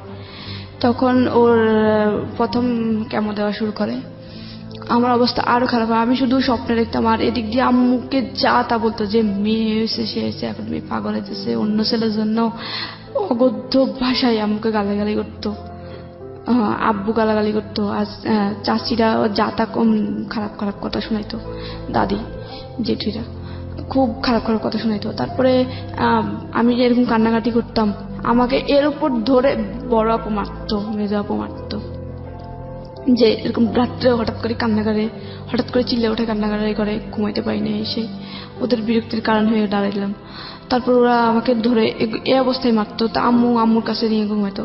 ও এখানে আবার কথা আছে, আব্বু যখন আমি যখন ক্লাস পড়ে থাকি, আব্বু আবার বিদেশে যায় আসতে, তখন যখন এই অবস্থা ছিল তখন আব্বু দেশে আসে, তখন আবার আম্মুকে মানে, কিন্তু বিদেশে থাকা অবস্থায় কখনো আমার পড়ালেখার কষ্ট বের করতো না, আমার তো পড়ালেখার কষ্ট আসতো না, বেতন লাগতো না, আমি উল্টা মুভি পেতাম। আম্মু নিজেই নাম থেকে আর নিজে সেলাই মেশিন দিয়ে চালাইতো। তো হচ্ছে আসে আব্বু কি করে, একটা বলে যে কি বিয়ে দিয়ে দিই মেয়েটারে, আর পড়াশোনা করার দরকার নাই। আর আমাদের বাড়িতে আগের যারা বড় আপুরা, তাদেরকে কাউকে 8 পাস করতে দিত না, মানে একটা কুসংস্কার যে মেয়েরা বড় পড়াশোনা করলে খারাপ হয়ে যায়, এই সেই প্রেম টেমে জড়াবে। তারপর ওরা প্রেম টেমে জড়াইছে, কিন্তু মানে ক্লাস 8-এই বিয়ে দিয়ে দিচ্ছে, কাউকে পড়তে নেয়। আমি মাত্র 9-এ গেছি, আমি আর আমার চাচাতো বোনটা, ওই ভাইটা আর পড়াশোনা করে না, ও আমার সাথে যে পড়ছিল ক্লাস 1 থেকে। তখন আমি ক্লাস 10-এ যাই, তারপরে ক্লাস করা শুরু করি না, ক্লাস 3 মাস পর্যন্ত যাই। তারপর 3 মাস পরে নিরু সুস্থ হয়ে, মানে মোটামুটি সুস্থ হয়ে 1 সপ্তাহের গ্যাপে ও বাড়িতে আসে। ডাক্তার বলে যে 1 সপ্তাহ বাড়ি থেকে ঘুরে নিয়ে আসেন। তখন ও 1 সপ্তাহ পরে যখন আসে, ও সবার থেকে শুনে বুঝতে পারে যে আমার এই অবস্থা। ও এসেই 1 ঘন্টা পরে আমার সাথে দেখা করার জন্য বাড়িতে আসে। আর সবাই ওরে দেখে সবাই বাড়িতে চলে আসে, আমাদের বাড়িতে চলে আসে। এসে ওরে দেখতেছে, পুরো এলাকার সবাই ওদের বাড়িতে ভিড়। আমাদের বাড়ি ও যখন আসে সাথে সাথে, তারপরে ও যখন আমাদের বাড়িতে আসে আবার অনেক লোক আমাদের বাড়িতে আসে ও আমাকে দেখে ওরে এখন যখন আমি দেখি তখন আমি অনেকটা আস্তে আস্তে ওর দেখার পর আস্তে আস্তে নর্মাল হতে শুরু করি। তারপর থেকে ওর গ্যাপে আমার বাড়িতে আসতো। তখন ওর হাইট আসতো কেমন ছিল, একদম পুরো চুল পড়ে গেছিল। ও খুব লম্বা ছিল আর ওর খুব হেলদি ছিল, ফিটনেস খুব ভালো ছিল। তার ফিটনেস সব নষ্ট। আমি ওরে দেখে অন্যরকম একদম তাকিয়ে থাকি, কি দেখতেছি আমি তো বুঝতাম। তারপরে ও আমাকে আস্তে আস্তে ওর সাথে চলে চলে। তারপর ডাক্তার যখন আমার আম্মু যখন ডাক্তার দেখে, তারপর বললো যে কি ওর সাথে কথা বলতে দিত। ডাক্তার বলছিল যে নিরুর সাথে কথা বলতে দিও না, কারণ ও নিরুর কারণে এই অবস্থা। ওকে ও যত নিরুকে দেখবে, নিরুর কাছে থাকবে, ও তত স্বাভাবিক হবে ইনশাল্লাহ। তখন আমি ওর নিরুকে দেখার পর আস্তে আস্তে স্বাভাবিক হই। ও আসার পর থেকে ও প্রথম অবস্থায় স্বাভাবিক হয় না, 2-3 বার আসার পর আস্তে আস্তে স্বাভাবিক হয়। তারপর আবার স্কুলে যায়। তারপর ও আবার আগের মতো ওর পড়াশোনা অফ হয়ে যায়। ও তখন ক্লাস 10-এ পরীক্ষা দেওয়ার কথা ছিল, যখন ও অসুস্থ হয় ওর পড়াশোনা অফ হয়ে যায়। তো আমি আবার স্বাভাবিক হওয়ার আবার স্বাভাবিক হই। তারপরে স্কুলে যাওয়া শুরু করি। তারপর স্কুলে ও আবার আগের মতো সাইকেল নিয়ে দৌড়ে দৌড়ে যেত। ও সাইকেল চালানো নিষেধ ছিল, তারপরে সাইকেল নিয়ে যাইতো। অনেক সময় ওর কিন্তু প্রায় সময় জ্বর থাকতো, যে ক্যান্সার রোগীদের সবসময় জ্বর থাকে, ওদের গা গরম থাকে। আর ওদের জ্বর হলে ব্লাড হিমোগ্লোবিন কমতে থাকে। তখন আমি ও তারপরে যাইতো জ্বর টর নিয়ে আমার সাথে স্কুলে দৌড়াইতো। ও আর স্কুলে যেত না। তারপরে আমি ওর দেখে ক্লাসে পড়তো তখন? ও এসএসসি দেওয়ার কথা ছিল যখন ও অসুস্থ। আর আমি তখন ক্লাস 10-এ উঠতেছি। ওকে। ফাইনাল পরীক্ষা ছিল 9-এর ফাইনাল পরীক্ষা, 10-এ উঠে যাই। আমার পরীক্ষা ছাড়াই 10-এ উঠায় ছাড়া। তারপরে উঠার পরে আবার যখন ক্লাস 10-এ উঠে একটু স্বাভাবিক হই, তারপরে স্কুল ক্লাস করে স্যাররা খুব আদর করতো আমাকে। তো আমাকে একদিন স্যার বললো যে তোমার এম ইন লাইফ কি? আমি তো সবসময় বলতাম যে স্যার আমি আর্মি অফিসার হব। সব সময় আমার ওই আর্মিদের প্রতি খুব ইন্টারেস্টিং ছিলাম। যে একটা যে আর্মি হওয়ার প্রথম কারণ হচ্ছে আইন থাকবে। আইন থাকলে তখন আমার অন্যায় প্রতিবাদ করার একটা ক্ষমতা থাকবে। যে আমার আম্মুর সাথে যে অন্যায়গুলো হয় বা আমার সাথে যেসব হয়েছে ওগুলো করতে পারবে না। অন্তত আর্মি হতে চাইতে এই জন্যই যে যেন ভাইয়ার আর খারাপ ব্যবহার না করে। ভাইয়া হয়তো কি মুখ সামান্য ব্যাপার, যে ডাইনিং টেবিলের উপর যদি শুধু মগে যদি পানি না থাকতো, সাথে সাথে মগটা ভাঙতো, চেয়ারের সাথে বাড়ি মেরে মগটা ভাঙতো। আর এত নোংরা ভাষায় গালি তো আম্মুকে, মানুষের এগুলা বাইরের মেয়ে ছেলেকে বলে না। আর ওর তো মা, সৎ মা হোক মা, আম্মু তারপরে খুব আদর করতো, খুব কাছে টেনে। তারপরে আমি পড়াশোনা চালে, তারপরে আমাকে বিয়ে দেওয়ার চেষ্টা করে। নিশি, আমরা এখান থেকে ফিরব। স্বাগত আরো একবার বিরতির পর। আপনারা শুনছেন ঢাকা FM 90.4 সারা দেশব্যাপী। আমি আরজি কিবরিয়া আপনার সঙ্গে রয়েছি, নিশি রয়েছে আমাদের সঙ্গে। নিশি, আমরা যেখানটায় ছিলাম, একটা বিয়ে সম্বন্ধে ছেলেটা হচ্ছে তখন কি নিরু বেঁচে ছিল? হ্যাঁ, নিরু বেঁচে ছিল। ওকে। তারপর নিরু মোটামুটি একটু সুস্থ, তারপরে কেমন চলতেছে। এদিক দিয়ে আমি স্কুলে যাওয়া শুরু করি। তারপর পড়াশোনা আবার কন্টিনিউ করি। আবার আমাকে বিয়ে দেওয়ার চেষ্টা করে, যে মেয়ে প্রেম টেম করে। সবাই তো জেনে গেছে যে আমার সাথে ওর সাথে সম্পর্ক। যখন অ্যাবনর্মাল হই তখন পুরো এলাকা জুড়ে আর 3-4 গ্রাম জেনে গেছে যে আমার সাথে ওর সম্পর্ক আছে অ্যাবনর্মাল হওয়ার পর থেকে। তখন আমাকে বিয়ে দেওয়ার চেষ্টা করে আব্বুরা। আমার বড় আপু আমাদের একটা বিয়ে সম্বন্ধ আনে। তো ছেলেটা আগে একটা বিয়ে করছে, তখন আমি ক্লাস 10 পড়ি। আগে একটা বিয়ে করছে, বউ চলে গেছে। তারপর আমাকে বিয়ে দেওয়ার চেষ্টা করে। আমি বলে যে কি ওই ছেলের বয়স বেশি, তারপর আবার ও বিয়ে করছে। আমার অবিবাহিত মেয়ে কেন আমি এরকম বিবাহিত ছেলের কাছে বিয়ে দেবো? তারপরে আবার ছেলেটা হচ্ছে খুলনা নোয়াখালী থেকে বহুত দূর। আমি বলে যে কি এত দূর আমি মেয়েকে বিয়ে দেবো আশেপাশে, যেন আমি যা দেখতে পারি, কারণ ওর আর কেউ নেই, একমাত্র আমি। যে একটা ভাই থাকলে আমি দূরে বিয়ে দিতাম, ভাই যায় দেখতো, বাবা থাকলে বাবার যায় দেখতো, ওইভাবে বিয়ে দিতাম। তারপর অনেক কষ্ট বিয়েটা আম্মু ক্যান্সেল করে। ওটার পরে আম্মুকে অনেক খারাপ ব্যবহার করে। আর আম্মু যখন আমি একটু সুস্থ হই তখন থেকে আম্মু আমার হাতে ফোন দেখতো, আম্মু আমাকে ধরেই মারতো। আম্মু চাইতো না আমি নিরুর সাথে কথা বলি, কিন্তু আম্মু নিজেই নিরুর জন্য কোরআন খতম করায়, তারপরে অনেক নামাজ পড়ে, নফল নামাজ পড়ে, নিরুর জন্য যেন নিরু সুস্থ হয়। নিরুকে আম্মু খুব আদর করতো। তারপরে কিন্তু আম্মু চাইতো না যে আমি নিরুর সাথে রিলেশন রাখি। আম্মু আমাকে সবসময় ভাড়া রাখতো যেন আমি ওরে কখনো ভাবে ফোন না দিই। তো নিরু আমার পাশাপাশি যাইতো স্কুলে। তো আমার এলাকায় আমার ওই ভাইটা পুরো দিয়ে গেছে যেন আমাকে কোনোভাবে নিরুর আশেপাশে দেখলে বা নিরু আমার আশেপাশে থাকলে যেন ভাইয়াকে ইনফর্ম করে। আর ভাইয়া ওই এলাকায় একটু রাজনীতিতে প্রভাবশালী ছিল। তো আশেপাশে দিয়ে মানে আমি রাস্তা দিয়ে গেলে যদি কোনোভাবে দেখতো নিরু আমার পাশে এসে বাড়িতে খবর চলে যেত। তারপর আম্মুকে বকা দিত। আম্মু আমাকে যখন যেটা পেত হাতে, অনেক সময় ধরা যাচ্ছে প্লেট আছে প্লেট দিয়ে মারতো, অনেক সময় হাত পাকা ছিল হাত পাকা দিয়ে মারতো, অনেক সময় সুপারি কাটা লোহার যে ছোতরা ওটা দিয়ে মারতো। মানে যখন যেটা হাতে থাকতো ওটা দিয়ে মারতো। তারপরে এই মানে কোনোভাবে চাইতো না যে নিরুর সাথে। তারপরও আমি লুকাই ওর সাথে কথা বলতাম। বিদেশ থেকে আব্বু ফোন দিয়ে আমাকে খুব গালাগালি করে, তোর মেয়ে মান সম্মান ডুবাবে এই সেই অনেক গালাগালি করে। তো বলে যে কি বিয়ে দিয়ে দেবো আর পড়াশোনা করার দরকার নেই, টেস্ট পরীক্ষা দিতে দিবে না। আমি আম্মুকে ঠিক পরীক্ষা 4 দিন আগে বলে যে আম্মু শুধুমাত্র আমাকে মেট্রিকটা পড়তে দাও, তাহলে অন্তত আমি নিজের খরচটা চালাইতে পারবো। যদি কোনো তোমার মতো হইলো যেন আমার ফ্যামিলিতে নিজের ফ্যামিলি দেখতে পারি। বিয়ে হোক, হ্যাঁ বিয়ের পরে যেন আমি আমার শ্বশুর বাড়িতে যেয়ে যেন আমার ফ্যামিলি দেখতে পারি। তারপরে অনেক কষ্টে আমাকে রাজি করে টেস্ট পরীক্ষার জন্য রাজি করাই। তারপর টেস্ট পরীক্ষা দিই।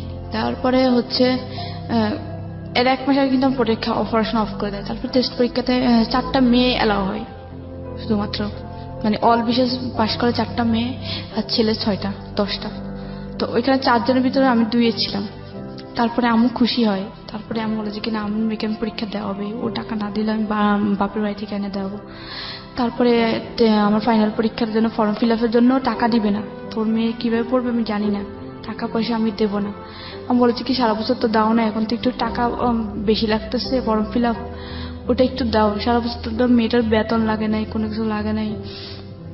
তারপরে দিবেই না, বলে যে কি তোমার মেয়ে তুমি বিয়ে দিয়ে দাও, পড়াশোনা করানো লাগবে। তারপর আম্মু বড় মামা থেকে ছোট মামা থেকে নানু থেকে চেয়ে এনে তারপরে আমার ফর্ম ফিল আপ করায়। তারপরে পরীক্ষার জন্য আমি প্রস্তুতি নিই। তারপর ফাইনাল পরীক্ষা দিই। তো যখন ফাইনাল পরীক্ষা প্রথম দিন আমি আমার পরীক্ষার সময় সবাই আম্মুকে জেঠি চাচি সবাইকে পা ধরে সালাম করে যেতাম। আম্মু শিক্ষা দিয়েছিল সবসময় যে কারোর সাথে এখন প্রথম ইন্ট্রোডিউসে সালাম দিবা, অনেক বেশি মুরব্বি হলে পা ধরে সালাম করবা, পরীক্ষার সময় পা ধরে সালাম করবা। তারপরে পরীক্ষার সময় আমি ভাইয়াকে সালাম করতে চাই ভাইয়ার রুমে পরীক্ষা ফার্স্ট দিন, যে ভাইয়া পরীক্ষা দিতে, ভাইয়ার সাথে সাথে আমাকে দেখেই কম্বল দিয়ে মুখ ঢাকে ফেলে। তখন শীতকাল ছিল, ফেব্রুয়ারি। পছন্দ করতো না আপনাকে? আমি তারপরে সালাম দিতে গেলাম যে ভাইয়া পরীক্ষা দিতে যাচ্ছি আমি। তারপর ভাইয়া মুখ ঢাকা অবস্থায় ভাইয়া বলি যে ভাইয়া আমি পরীক্ষা দিতে যাচ্ছি, দোয়া করেন। তারপর পরীক্ষা দিতে যাই, যাওয়ার পরে পরীক্ষা দিই কন্টিনিউ। পরীক্ষাটা ওইভাবে কেউ নিয়ে যেত না, তখন আম্মুর কাছে টাকা ছিল না। আম্মু কি করে স্কুল থেকে একটা বাস ইয়ে করে যে এখান থেকে প্রায় অনেক ছেলে মেয়ে একসাথে একই বাসে যাবে আসবে, পরীক্ষার হলে নিয়ে দিয়ে আসবে আবার নিয়ে আসবে একটা বাস। তো আমি ওই বাসে দিয়েছে, কারণ ওই বাসে খরচ কম, এই জন্য কেন। তারপর এইভাবে যাই। আমার খারাপ লাগতো যে পরীক্ষা কেন সবার মা আসতেছে, কারো বাবা আসতেছে, কারো ভাই আসতেছে, কখনো আমার কেউ আসে না। এক একদিন আমার ক্লাসমেটদের আমার বান্ধবীদের এক একজন যাইতো, কিন্তু আমার কেউই আসতো না। তারপরে একদিন নিরু আসে, আমি যখন ওরা বললাম যে আমার খারাপ লাগে, তারপর ও ঢাকা থেকে যখন কেমন দিয়ে যায় তারপরে তখন আবার ও যায় কেন্দ্রতে। আচ্ছা, তারপরে পরীক্ষাটা দিই, পরীক্ষার রেজাল্ট আসে, রেজাল্ট তো ভালো হয় না, 4.60 আসে। তারপরে আমি ভাইয়ারে বলি যে ভাইয়া আমি পাশ করছি। আমি বলেছি কি তুমি ভাইয়ারে বলো যে ভাইয়া আমি পাশ করছি। আমি বলি বড় ভাইয়ারে যে ভাইয়া আমি পাশ করছি। ভাইয়া বলে যে কি হ্যাঁ শুনছি, ব্যাস আর কোনো কিছু না।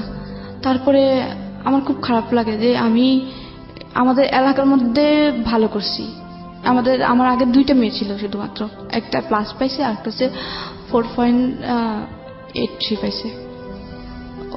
তারপর আমি ছিলাম 3য়। তারপরে আমার খারাপ লাগে যে আম্মু খুশি, অনেকেই খুশি, আমার ভাই চাচাতো বোনও কিন্তু ভালো রেজাল্ট করে 3.23 পায়। তারপরে এত ভালো রেজাল্টের পরেও ভাইয়া একটু মোটামুটি ভালো গ্রামের জন্য, ভাইয়া একটু বললো না যে ভালো করছি সামনে আরো ভালো করি। তারপরে আবার বিয়ের জন্য চাপ দেয়। তারপর আমি হচ্ছে কি দেখি যে কি আমার কষ্টকে বিয়ার করবে না, আমি আম্মুকে বলে যে আম্মু সরকারি কলেজে, তা আমরা যে সরকারি কলেজ হচ্ছে জেলা শহরে, তুই এখান থেকে যাবি কিভাবে, আসা যাওয়ার খরচ, বুঝলাম যে কোনো খরচ হবে না, কিন্তু আসা যাওয়ার খরচ যাতায়াত ভাড়া কোত্থেকে দেবো। বলছে আম্মু একটা ম্যানেজ হয়ে যাবে, তুমি অতটা, শুধুমাত্র আমি বাসে যাবো। আমি বাসে উঠতে পারতাম না, তারপর বলতাম যে বাসে যাবো, আমি বাসে উঠলে বমি করতাম। তারপর বললাম যে বাসে যাবো আম্মু, আমি সরকারি কলেজে পড়বো, দেখি না যদি চান্স পাই, চান্স পেলে তো লাগছে, আমার সার্টিফিকেটে থাকবে যে গভর্নমেন্ট ওমেন্স কলেজ, কোনো বেসরকারি কলেজ না। তো আমি বলে যে কি আচ্ছা আম্মু না, হ্যাঁ এর ভিতরে বলে আচ্ছা ঠিক আছে দেখ। তারপর আমি ফর্ম নেওয়ার পরে আমার আসে, তারপরে আসার পরে আমি ভর্তি হই, আর নাম থেকে টাকা এনে আম্মু ভর্তি করাই, আম্মুর কিছু টাকা জমানো ছিল। তারপর আবার ওই যে ক্লাস 10 পরীক্ষার পরে, এসএসসি পরীক্ষার পরে একটা উপবৃত্তি দেওয়া হয় 2300 টাকার। তো আমার খরচ হয়েছিল ভর্তি হইতে 1900 টাকা, তো আমি ওই টাকা দিয়ে ভর্তি। তারপর আসা যাওয়ার খরচ মোটামুটি চলো। তো আব্বু আবার এর ভিতরে আসে, আমার পরীক্ষা মানে ইন্টার মাত্র ভর্তি হয়েছি, 1 মাস গেল, মানে 3-4 দিন আমি কলেজে গেছি। তারপর বইয়ের লিস্ট দেয়, তারপর নানু আম্মুরে বলে নানু টাকা দেয়, বই কিনি, নতুন বই কিনি। আব্বু হঠাৎ করে আইসে কয়েকদিন পরে বলে যে কি মেয়ে বিয়ে দিয়ে দেবো। আম্মু বলে যে কি মেয়ে মাত্র ভর্তি হলো সরকারি কলেজে, মেয়ে পড়তে দাও। তারপরে কি করে একটা ছেলে আসে দেখতে হঠাৎ করে একদিন। আবার আমি টিউশনি করতাম, ফাঁকে ফাঁকে টিউশনি করতাম, একটা 9-এর মেয়ে পড়াতাম। তারপরে হচ্ছে কি আব্বু একটা ছেলে পাঠায় আমাকে দেখার জন্য। তো আমি যেভাবে ছিলাম ওই অবস্থায় ছেলেটা দেখে, ছেলেটা পছন্দ করে। তারপরে হচ্ছে কি গ্রামের মেয়েদের মুখ দেখলে টাকা দিয়ে দেখে, তারপরে হচ্ছে মানে কনে দেখতে হলে, তারপর হচ্ছে ওই ছেলেটা আমাকে 500 টাকা দিয়ে যায়। তো আমি কিছু বলি না, আমি যে ভাবির কাছে দিই টাকাটা, ভাবির কাছে দেওয়ার পরে ভাবি টাকাটা রাখে। তারপরে আমি আমি বিয়ে করবো না, ছেলেটা আমার পছন্দ হয় না, ছেলেটা পড়াশোনা করে নাই, আমি বিয়ে করব না। তো ভাই বলে যে ছেলেটা হচ্ছে আনসার বাহিনীতে চাকরি করে, আনসার ক্লাস 10 পর্যন্ত পড়ছে, মেট্রিক পাস করছে, কিছু হবে না, দেখলে তার বিয়ে হয় না, দেখছে। তো আজকে দেখতে আসছে, এর পরের দিন আব্বু নাকি ওদের সাথে কথা বলতে গেছে, ওরা নাকি ডাকছে কথা বলার জন্য। তো এরপর দিন যেদিন দেখতেছি, এরপর দিন রাতে 11টার সময় আমি ঘুমাই গেছিলাম। পরের দিন আমার কলেজ ছিল জন্য ঈদের 3 দিন পরে, কোরবানি ঈদের 3 দিন পরে। তারপরে হচ্ছে আমাকে রাতে 11টার সময় ঘুম থেকে উঠায় আম্মুর রুমে নেয়। নেওয়ার পরে আমি ঘুম চোখে মানে চোখ ডলতে ডলতে আম্মুর কাছে যাই, যে আম্মু কি হয়েছে, আব্বু ডাকছিল, হ্যাঁ। তারপরে বলছে কালকে থেকে কলেজে যাওয়ার দরকার নেই, পরশুদিন তোমার বিয়ে। আমি তো মানে ঘুম চোখে মানে চোখ ডলতেছি, ভাবতেছি ঘুমের ঘোরে কিছু স্বপ্ন দেখতেছি নাকি উল্টা পাল্টা। তারপর আমি ঢুলতেছি, মানে ঘুমের মানে ফিলার ধরে ঢুলতেছি, মানে ঘুম পড়ে যাবো অবস্থা। তারপরে আমাকে মেজাপুর ধরে চাকরি মারার পরে মানে একটা মোটামুটি ঘুমটা একটু ছাড়ে, ধরে হাত ধরে চাকরি দেয়, যে তোর কি বলেছিস শুনতেছিস। তারপরে আমি বললাম যে কি হয়েছে। তো বলে কি কালকে থেকে কলেজে যাওয়ার দরকার নাই, পরশুদিন তোর বিয়ে। বিয়ে আমার কার সাথে? কালকে যে ছেলেটা দেখতেছ, আচ্ছা না ওটা আমি বিয়ে করবো না, ও পড়াশোনা করে নাই, ওই ছেলে উল্টাপাল্টা প্রশ্ন করে আমাকে, মানে বলতেছে যে আমার নাম লিখতে, এই যুগে কেউ নাম লিখতে বলে। তাছাড়া ছেলেকে আমি যখন বললাম যে আমি গভর্নমেন্ট ওমেন্স কলেজে পড়ি, তো গভর্নমেন্ট ওমেন্স কলেজ কি আমার চেহারা দেখে ভর্তি করেছে? আমি যেকে বললাম যে চেহারা দেখে ভর্তি করেছে, যে আমি নাম লিখতে পারবো না, আমার ঠিকানা লিখতে পারবো না, আমাকে আমার নাম ঠিকানা লেখাইছে ওই ছেলে। আমি ছেলের বিয়ে করবো না, কারণ ওর মধ্যে মিনিমাম কমন সেন্স নেই। তো বললো যে কি এত কমন সেন্স খোঁজা লাগবে না, এই মুহূর্তে যেটা বলছি সেটা মাথায় ঢুকে নাও, আর তুমি এটার জন্য প্রস্তুত থাকো, কালকে থেকে কলেজে যাওয়া লাগবে না, কালকে তোমার গায়ে হলুদ, পরশুদিন তোমার বিয়ে। আচ্ছা আমি বিয়ে করবো না, বিয়ে না করলে এই মুহূর্তে তোর মাকে ডিভোর্স দিব, এই মুহূর্তে এখনই তোর মাকে নিয়ে যেদিকে 2 চোখ যায় তুই বের হয়ে যাবি। আমি বললাম এখানে মাকে টানতেছেন কি জন্যে? আব্বুরে বললাম আমি বিয়ে করব না, আর আপনি তো আমার খরচ চালাচ্ছেন না পড়াশোনার, আমি আপনাদের বাড়িতে থাকতেছি আর খাইতেছি, ওটা আমি আপনাদের কাজের মেয়ের মতো যতটুকু ঘরের কাজ করে দিচ্ছি, ওই ক্ষেত্রে কাজের মেয়েরা কিন্তু ঘরের থেকে কাজ করে খায়, আবার টাকাও নেয়। আমি তো আপনাদের থেকে 1 পয়সাও নিচ্ছি না, শুধুমাত্র কাজ করে দিচ্ছি টুকটাক, আর খাচ্ছি আর থাকতেছি, এইটুকুই। তো পড়াশোনার খরচটা তো চালাচ্ছেন না, তো পড়াশোনাটা করতে দেন। তো বলে যে কি না পড়াশোনা করা লাগবে না, আমি যেটা করলাম আমি কথা দিয়ে আসছি বিয়ে যদি না করতে চাও এই মুহূর্তে তালাক দিব। ইভেন উনি তালাকের কাগজ প্রিন্ট করে নিয়ে আসে, এতটাই ক্রেজি ছিল, তালাকের মানে লিখে প্রিন্ট করে নিয়ে আসে, যে দলিল থাকে একটা 100 টাকা 150 টাকার দলিল, একটা 100 টাকার দলিল, ওই দলিল প্রিন্ট করে দেয়, দলিলটা পড়ো, এই মুহূর্তে আমি সাইন করে তোমার মাকে তালাক দেবো যদি বিয়ের জন্য প্রস্তুত তুমি রাজি না হও। তখন আমি আম্মুর দিকে তাকাচ্ছি, আম্মু কান্নাকাটি করতেছে। তখন আমি যখন ইন্টার ফার্স্ট ইয়ার পড়ি মোটামুটি বুঝি যে মার এ বয়সে তালাক মানে কি, মানে মান সম্মান পুরোটাই যাবে। তখন আমি অনেক চাপের মুখে পড়ে আম্মুর দিকে তাকাই। তখন 11টা থেকে রাত 2টা পর্যন্ত আমি অনেক কান্না করি। এরপরে আম্মু অনেক বুঝে বলে দিকে থাকবে, এর জন্য রাজি হয়ে যা। তারপরে আমি বলি আচ্ছা মা তোমার যা ইচ্ছা তুমি তাই করো। তারপর আমি শুধুমাত্র আম্মুর ডিভোর্সটা ঠেকানোর জন্য বিয়েতে রাজি হই। আর নীরুকে ফোন দিই যে আমাকে বিয়ে দিয়ে দিচ্ছে এভাবে। আমি ছেলের নাম জানি না, কিন্তু ছেলেটা হচ্ছে শান্তিনগর, মানে পাশের গ্রামের শান্তিনগরের ছেলেটা। আমি জানি না যে ছেলেটার নাম কি, কোন বাড়ির কি, কিচ্ছু জানি না। তারপরে নীরু এর পরের দিন সকালবেলা ওই ছেলের কিভাবে যেন খোঁজ নেয়, নিয়ে ওর ছেলেকে ফোন দিয়ে বলে যে ভাইয়া আপনি যে মেয়েটাকে বিয়ে করতে যাচ্ছেন ওর সাথে আমার সম্পর্ক আছে, প্লিজ ভাইয়া আমি অসুস্থ মানুষ, ওকে আপনি বিয়ে করেন না, ও আমাকে ছাড়া বাঁচবে না, ও অলরেডি একবার অ্যাবনর্মাল হয়েছিল আর আমি ওকে ছাড়া বাঁচবো না, আল্লাহ মনে হয় আমাকে ওর জন্যই বাঁচা রাখছে। তারপরে ওই মানে আমার হাজবেন্ড তার সাথে বিয়ে, ওর নাম ছিল বেলাল। তারপরে আমি বিয়ের পরে জানলাম আর কি ওর নাম যে বেলাল। তারপরে ও বলে যে কি আশা রাখেন ফোন, তারপরে রেখে দিচ্ছে। তারপরে খুব গর্ভভাবে বিয়ে হয়। বিয়ের সময় ছেলে পক্ষ থেকে শুধুমাত্র আমাকে একটা নাকের ফুল দিয়েছিল।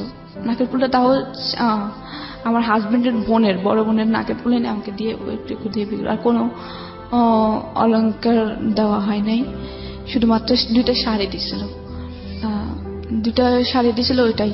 তারপরে আমি বলি যে আম্মু আবার এটা বলছিলাম যে আম্মু আমি বিয়ে করতে পারি এক শর্তে, বিয়ের পরে ছেলে যেন এখন পড়াশোনা করাই। নিশি আমরা স্বাগত আরো একবার বিরতির পর আপনারা শুনছেন ঢাকা FM 90.4 সারা দেশব্যাপী। আমি আরজি কিবরি আপনার সঙ্গে রয়েছি, নিশি রয়েছে আমাদের সঙ্গে। নিশি আমরা যেখানটায় ছিলাম, তুমি শুধুমাত্র ছেলেটাকে এটা রিকোয়েস্ট করো যেন আমাকে পড়াশোনা, আমি পড়াশোনার প্রতি খুবই ইন্টারেস্টেড ছিলাম যে আমি পড়াশোনা করবই, যেন আমার একটা ইয়ে থাকে যে আমার কেউ নাই, আমার পড়াশোনা আছে, এটা আমারই থাকবে, এটা কেউ কখনো নিতে পারবে না। তো আমি বলা যে কি আমি ছেলের সাথে কথা বলছি, ছেলে তোমাকে পড়াশোনা করাবে, তুমি চিন্তা করো না। তারপরে আচ্ছা আমি কিন্তু এদিক দিয়ে নীরুকে বলে রাখছি যে তুমি আমাকে কোনোভাবে নিয়ে যাও। তখন নীরু খুবই অসুস্থ ছিল, ওর হাইড্রোজের কেমন ছিল, ওর খুবই প্রচন্ড বুকে ব্যথা ছিল, খুব অসুস্থ ছিল, ও কিছু করে না। তখন ও চিন্তা করলো যে আমি ওটাতে নিয়ে আসবো। ও খুব কান্না করছিল, খুবই, ওর ফোনের মানে ওই দিনের কান্নাটা মানে খুব চিৎকার করে কান্নাটা আমার কানে এখনো বাজে। হ্যাঁ, তো আমি বললাম যে তুমি আমাকে নিয়ে যাও প্লিজ, আমি এখানে থাকলে আমার বিয়ে দিয়েই দেবে, আম্মুর ডিভোর্স হয়ে যাবে আমি যদি বিয়ে না করতে পারি, এখানে থাকা অবস্থা বিয়ে না করলে তুমি কোনোভাবে পালায় নিয়ে যাও। ও বলে যে কি আমি পালায় নিব কি, নিতে পারতেছি না এখন এই মুহূর্তে, আমি তোমাকে আর ছাড়তেও পারতেছি না বা পালায় নিয়ে যাব সেটাও পারতেছি না। আমি যে একটা রোজগার করে নিয়ে তোমাকে পালায় নিয়ে কিছু একটা করে খাবো বা একটা দিন তোমাকে চালাবো, একটা দিন চালানোর মতো ক্ষমতা আমার মধ্যে নাই, ওই এবিলিটি আমার নাই। কারণ আমি আমার বাবার উপর ডিপেন্ড, আমার বাবা আমার সম্পূর্ণ ক্যান্সারের কষ্টে বিয়ে করতেছে, এই অবস্থা আমি তোমাকে নিয়ে কি করব, আমার নিজের রাস্তায় পড়ে মরতে হবে, কারণ আমার ক্যান্সার চিকিৎসা না করলে আমি শেষ। তারপর ও খুব কান্নাকাটি করে। তারপর আমার নর্মালি ভাবে বিয়ে হয়, আমার 2টা বান্ধবীকে দাওয়াত দিই, আমি খুবই কান্নাকাটি করি। আমার 2 দিনের কান্নায় মানে সারাক্ষণ চোখ দিয়ে পানি পড়ে। তারপর চোখ মুখ ফুলেছিল, আমি ওই ছেলের মুখে দিয়ে কিন্তু তাকাইনি যখন ও আমার দেখতে আসে। তারপর নামও জানতাম না। তারপরে বিয়ে হওয়ার পরে ওকে যখন সদরে দেয়, মানে সদর বলতে জামাই করে নেয়, তো নেওয়াটা শেষ হলো। তারপরে হচ্ছে কি কথা ছিল যে আমাকে উঠে নিবে না, আরো 3 মাস পরে উঠে নিবে বা ছেলেও থাকবে না।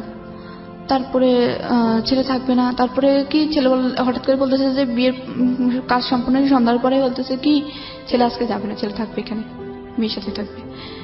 তারপরে রাত্রে 11টার দিকে মানে নর্মালি ভাবেই ওর সাথে আমাকে দেয়, মানে বাসুর দেয়, দেওয়ার পর আমি ওর নাম জানতাম না। তারপরে ভাবি বললো যে, ভাবি ছিল আমার, ভাবি আমাকে বললো যে ওকে সালাম করো। আমি নর্মালি ওকে সালাম করলাম, করার পরে ভাবি চলে গেল। তারপর দরজাটা অফ করলো, আমি ওর নামও জানি না তখন পর্যন্ত। আর ও আমাকে প্রথম বললো যে কি কালকে আমাকে একটা ছেলে ফোন দিয়েছিল, ওর ডিরেক্ট প্রথম কথা এটা, ভাবির যে রুম থেকে বের হয় ও সোজা এটাই কথা ছিল। এই কালকে একটা ছেলে আমাকে ফোন দিয়েছিল, ছেলেটার নাম নিরু বলছিল। ছেলেটা বলছিল তোর সাথে নাকি ওই ছেলের সাথে সম্পর্ক ছিল, এটা কি সত্য? তাই আমি ওর সাথে লুকাই না, কারণ ওর সাথে যখন আমার বিয়ে হয়েই গেছে তখন আমি ওর কাছে বলি যে হ্যাঁ সম্পর্ক ছিল, জাস্ট এটা বললাম যে সম্পর্ক ছিল। আমার এখনো মনে পড়ে ও আমাকে এত পরিমাণ থাপ্পড় দিছে, মানে একটা মেয়ের জীবনে স্মরণীয়। বাসর রাতেই তখন পর্যন্ত আমি ওর নাম জানি না।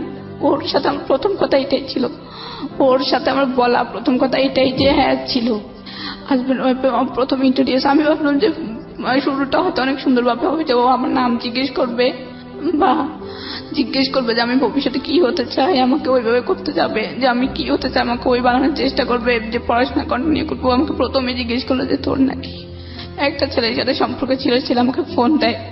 বলার পরে আমি বললাম যে হ্যাঁ ছিল। ও আমাকে এত পরিমাণে থাপ্পড় দেয়, মানে থাপ্পড়ের পর থাপ্পড়, 2 হাত দিয়ে দিয়েছে, 2 গালে দিতেছিল।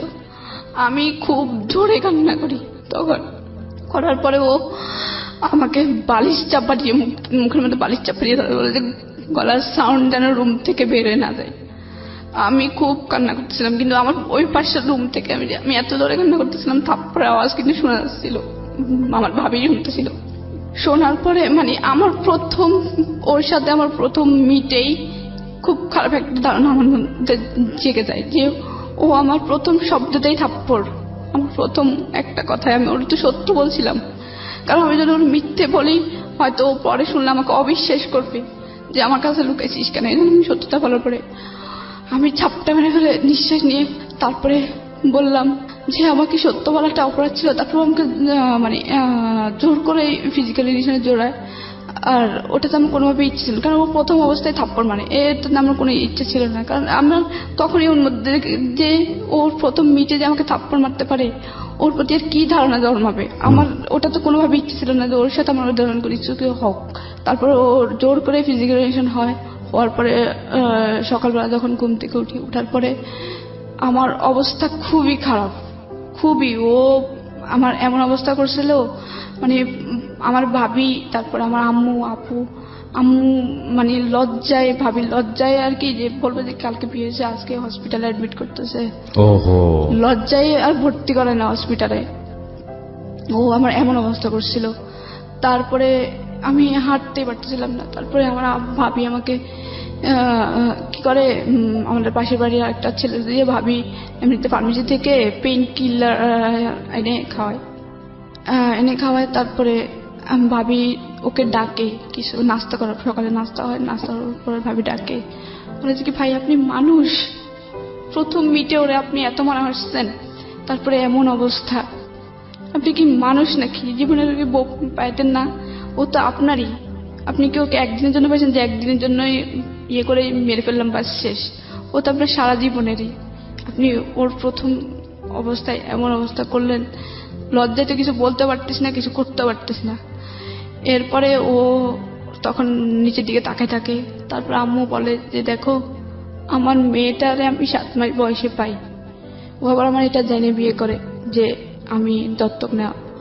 আমি ওরা অনেক কষ্টে মানুষ করছি, অনেক কষ্টে এ পর্যন্ত আনাইছি। ওর খুব ইচ্ছা পড়াশোনা করার, তুমি প্লিজ ওর পড়াশোনা করে। তারপর বললো যে আচ্ছা ঠিক আছে করাবো। ও আবার আম্মুকে একটু রেসপেক্ট করতো, আব্বুকে রেসপেক্ট করতো।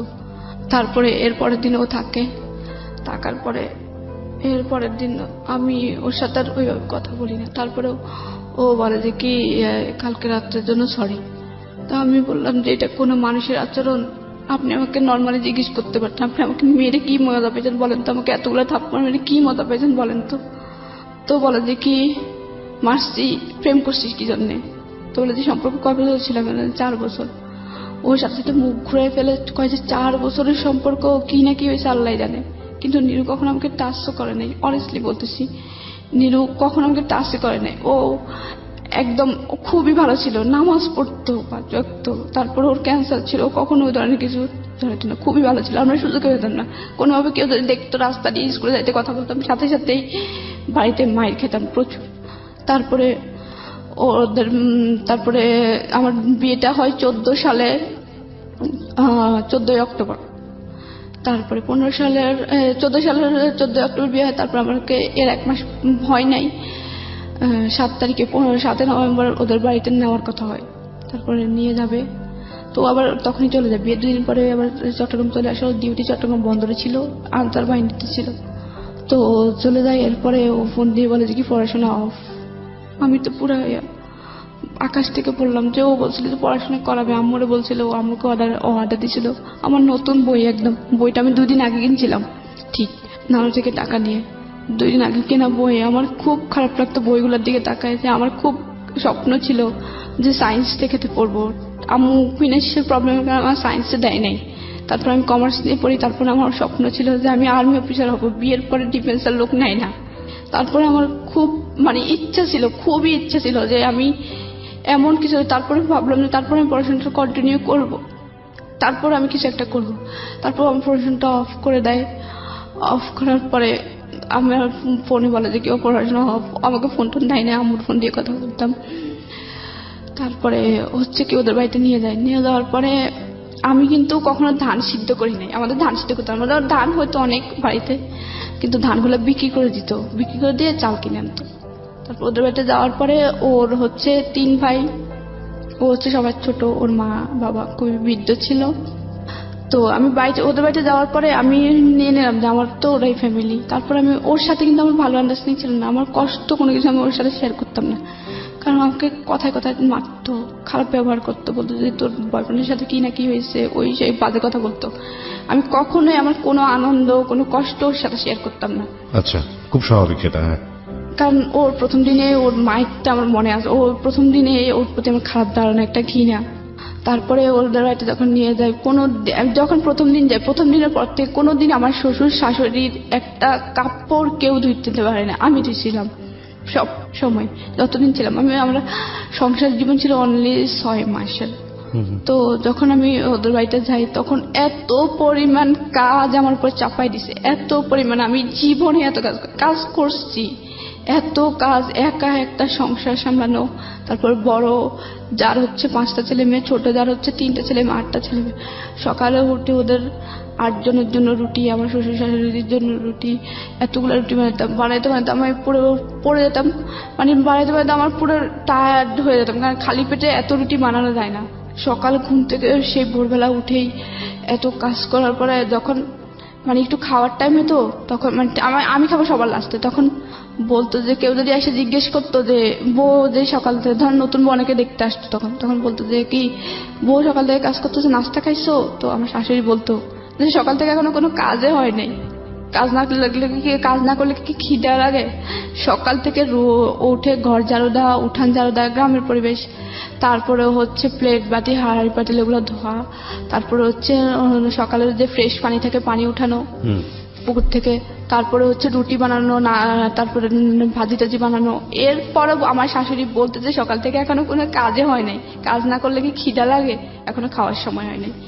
আমার ওই জিনিসটা খারাপও লাগতো, আমার হাসিও পাতাম, লাইক জোক, আর যে কাজ না করলে নাকি খিদা লাগে না। তারপরে হচ্ছে সকাল থেকে এত কাজ হয়েছে, তারপর উল্টো চিন্তা এত খাওয়ার এত পরিমাণ কষ্ট দিয়েছে। ছোট্ট একটা রুটি উনি দিতে, রুটিটা ভাগ করে অর্ধেক দিতে আমার খুব খারাপ লাগে, কারণ যখন অনেক বেশি পরিশ্রম হয় তখন খাবারটা ডিপেন্ড করে, খাবারটা অনেক তাড়াতাড়ি একটু তাড়াতাড়ি খিদা লাগে, কিন্তু খাবারটা দেখুন টাইম মতোই খাইতে বলতাম। আরও না দেওয়া ছাড়া আমার একটা ছোটবেলা থেকে অভ্যাস যে আমাকে কেউ বেড়ে না দিলে আমি নিজের হাত দিয়ে কোনো খাবার নিয়ে খাই না। তখন আমি নিজে থেকে, আমার আম্মু শৃঙ্খলা শিখেছিল ওই বাড়িতে থাকা অবস্থায়। আমি বলতো যে কি তোমার ভাবি যখন বেড়ে দিবে তখন খাবা, বা আমি বেড়ে দিলে তারপরে খাবা, নিজের হাত দিয়ে খাবা না। তো ওই থেকে যখন ওই শ্বশুর বাড়িতে তখন আমি শাশুড়ি দেওয়া ছাড়া খেতাম। তো তারপরে আমি সবকিছু রান্না করতাম। ধান সিদ্ধ করতে দেয়, অনেকগুলো ধান সিদ্ধ, 27 মণ ধান সিদ্ধ করি একা একা। ধান অনেক দূরে মাঠে নিয়ে যেতাম, করতাম। তারপরে একদিন আবার শ্বশুর বাড়িতে প্রথম মাইক যেটা। ঠিক আছে, ছোট স্বাগত আরো একবার বিরতির পর। আপনারা শুনছেন ঢাকা FM 90.4 সারা দেশব্যাপী। আমি আরজি কিবরি আপনার সঙ্গে রয়েছি, নিশি রয়েছে আমাদের সঙ্গে। নিশি, আমরা যেখানটায় ছিলাম, তো প্রথম দিন হচ্ছে কি আমি আমার শ্বশুরকে দুপুরবেলা ডাকি যে আব্বা উঠেন, খেতে উঠেন। তারপর উনি উঠতেছেন, দেখে উঠেন না, খাবেন না। আমি এটা বললাম যে পরের বার আব্বা ডাকি নাই কেন, শুধুমাত্র এই ইস্যুটা, যে পরের বারও কেন আমি আব্বা উঠেন না বলি নাই। প্রথম বললেন যে আব্বা উঠেন খাবেন না, তারপর বললো আব্বা উঠেন না খাবেন না।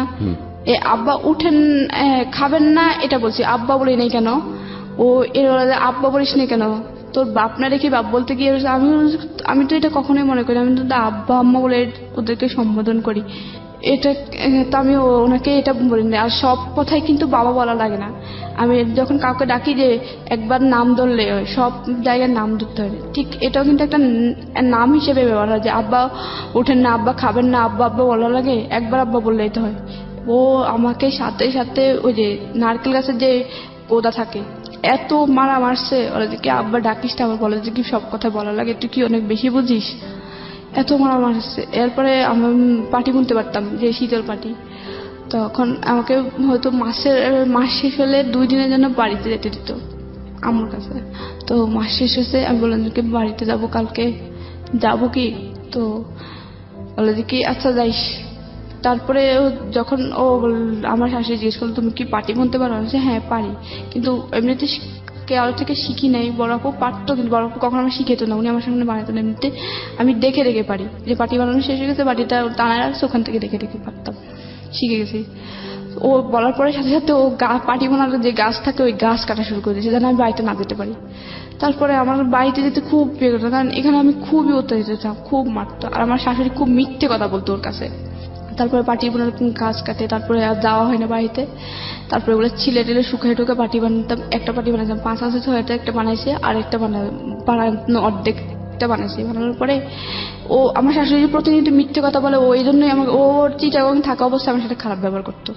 তারপরে একদিন সন্ধ্যার সময় পাটি বুনতেছি, বোনার পরে মাগরিব আজান দিয়ে উঠে যেতাম যে আর নামাজ পড়তে হবে। তো মাগরিব আজান দিয়েছে, আমি উঠছি, তখনই ও ফোন দিয়েছে। ফোন দেওয়ার পরে তখন আমি ফোন রিসিভ করে কথা বললাম। তারপরে কথা বলে ও বলেছে কি মার কাছে দাও, তো মার কাছে দিলাম। ওরা আমার সাথে কথা বলছে। তো আমি অনেকক্ষণ তো মানে নিচে বসেছিলাম, মাটিতে বসেছিলাম তো পাথরে। এখন আমার কোমরা থাকতেছি, একটু খাটে বসলাম, আমার শাশুড়ির খাটে। তো উনি নিচে বসে নামাজ পড়বে বলে বসে আছে তফসিলে।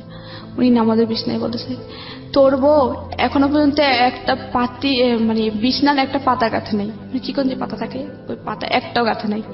ও সারাদিন একটা কাজও করে না, একটা পাতাও গাঁথে নেই।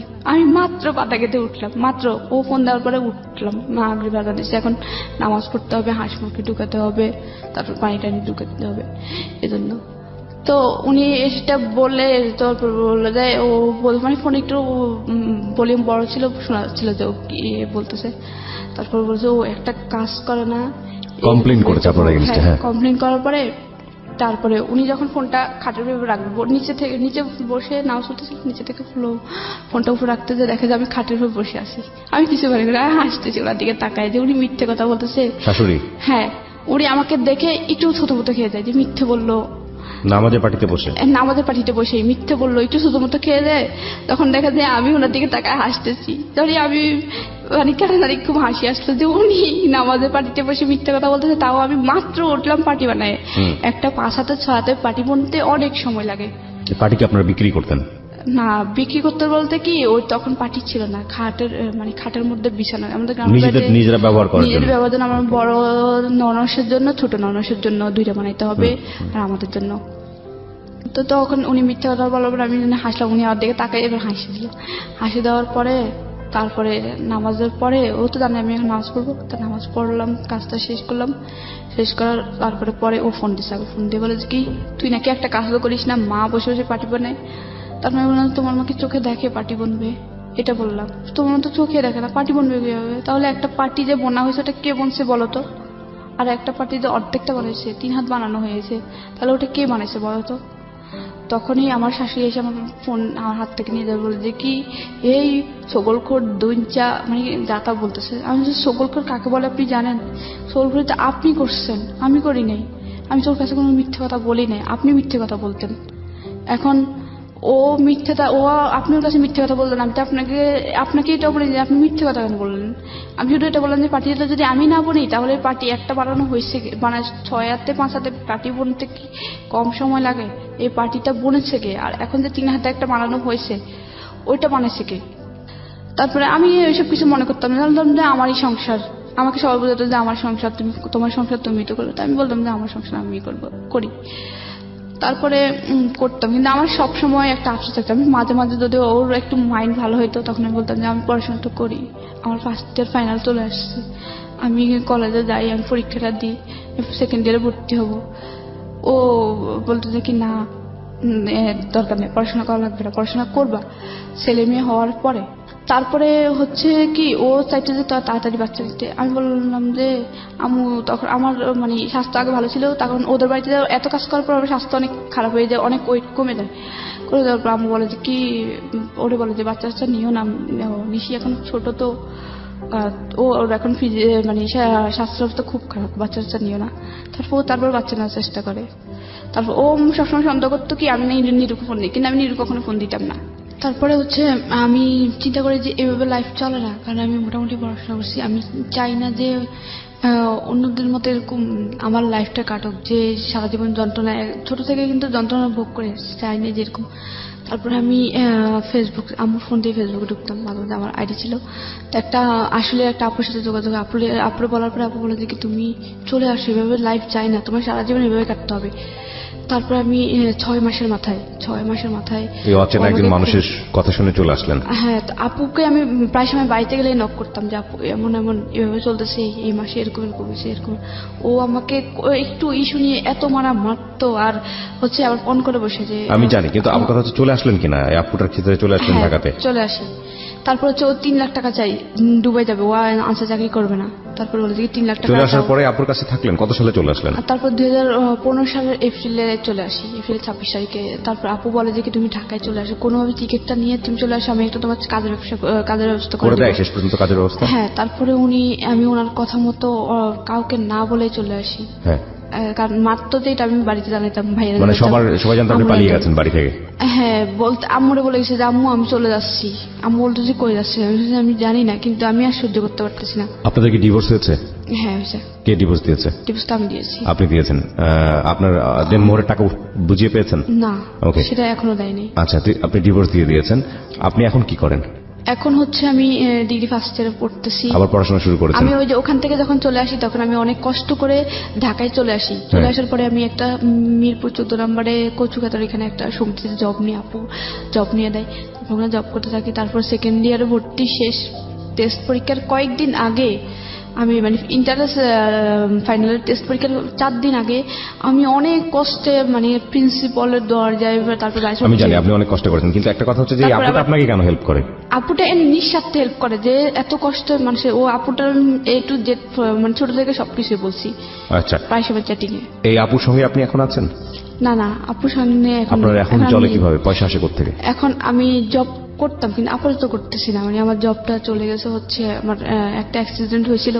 বাচ্চা কাচ্চা আছে কিছু? মানে আগে ঘরে বাচ্চা কাচ্চা হয় না? আমার 6 মাস সংসার ছিল, তখন আর বাচ্চা 6 মাসের সংসার? 2 মাসের একটা বাচ্চা কনসেপ্ট করে, কিন্তু অনেক বেশি কাজের প্রেশার, আমি একদম নষ্ট হয়ে যায়। আপনার ভবিষ্যৎ পরিকল্পনা কি? আপনি কি করবেন? আমার ভবিষ্যৎ পরিকল্পনা হচ্ছে কি, আমি পড়াশোনাতে এখন কন্টিনিউ করতেছি। তারপর হচ্ছে কি আমার কষ্ট, আমি এখন নিজে বিয়ে করতে জানি, যদি আমি এখন চাকরিটা করতেছি, চাকরি খুঁজতেছি, পড়াশোনাটা কমপ্লিট করবো, মাস্টার্স কমপ্লিট করব, তারপর বিসিএস দেওয়ার চেষ্টা করব, তারপরে একটা গভর্নমেন্ট জব করব। আপনি যেদিন এই স্বপ্নটা বাস্তবায়ন করতে পারবেন সেদিনই হবে আপনার এই জীবন গল্পটা বলা সার্থক। আজ পর্যন্ত শুধু এটা একটা স্ট্রাগল গল্প, এবং এই জায়গাটা থেকে অনেক মেয়ে এই ধরনের স্ট্রাগল বাংলাদেশে করেন। সেই অর্থে জীবন গল্পে এটা তেমন কোনো গল্প না, যদি আমি নক করার জায়গা থেকে বলি। কিন্তু যদি আপনি সত্যি সত্যি বিসিএস অফিসার হতে পারেন, যদি আপনি সত্যি নিজের পায়ে দাঁড়াতে পারেন, তাহলে আমরা আপনাকে উদাহরণ হিসেবে দাঁড় করিয়ে বলতে পারবো লাখ লাখ মানুষকে যে এই মেয়েটি পেরেছে, সুতরাং আপনাদেরও পারা উচিত। প্রিয় শ্রোতা, আমরা শেষ করছি আজকের এই জীবন গল্প। আগামী বুধবার আমি আরজি কিবরিয়া আবারও ফিরে আসবো। আর সবসময় একটা কথা বলি, প্রতিটি জীবনই আসলে সম্ভাবনাময়, প্রতিটি জীবনের প্রতি আমাদের রেসপেক্ট থাকুক, কোনো মানুষকেই যেন আমরা অবজ্ঞা না করি, নিজের সমস্যাটাকেই যেন সবচেয়ে বড় সমস্যা করে না দেখি, কারণ আপনি যে সমস্যার মধ্যে আছেন তার থেকেও হয়তো বড় সমস্যায় আরো একজন আছে। সুতরাং মানুষের পাশে গিয়ে যেন দাঁড়াই, অন্যের আনন্দে যেন আনন্দিত হই, অন্যের দুঃখে যেন দুঃখিত হই। সবসময় মনে রাখবেন, প্রতিটি মানুষই ভুল করে, প্রতিটি মানুষই ভালো করে। সুতরাং ভুল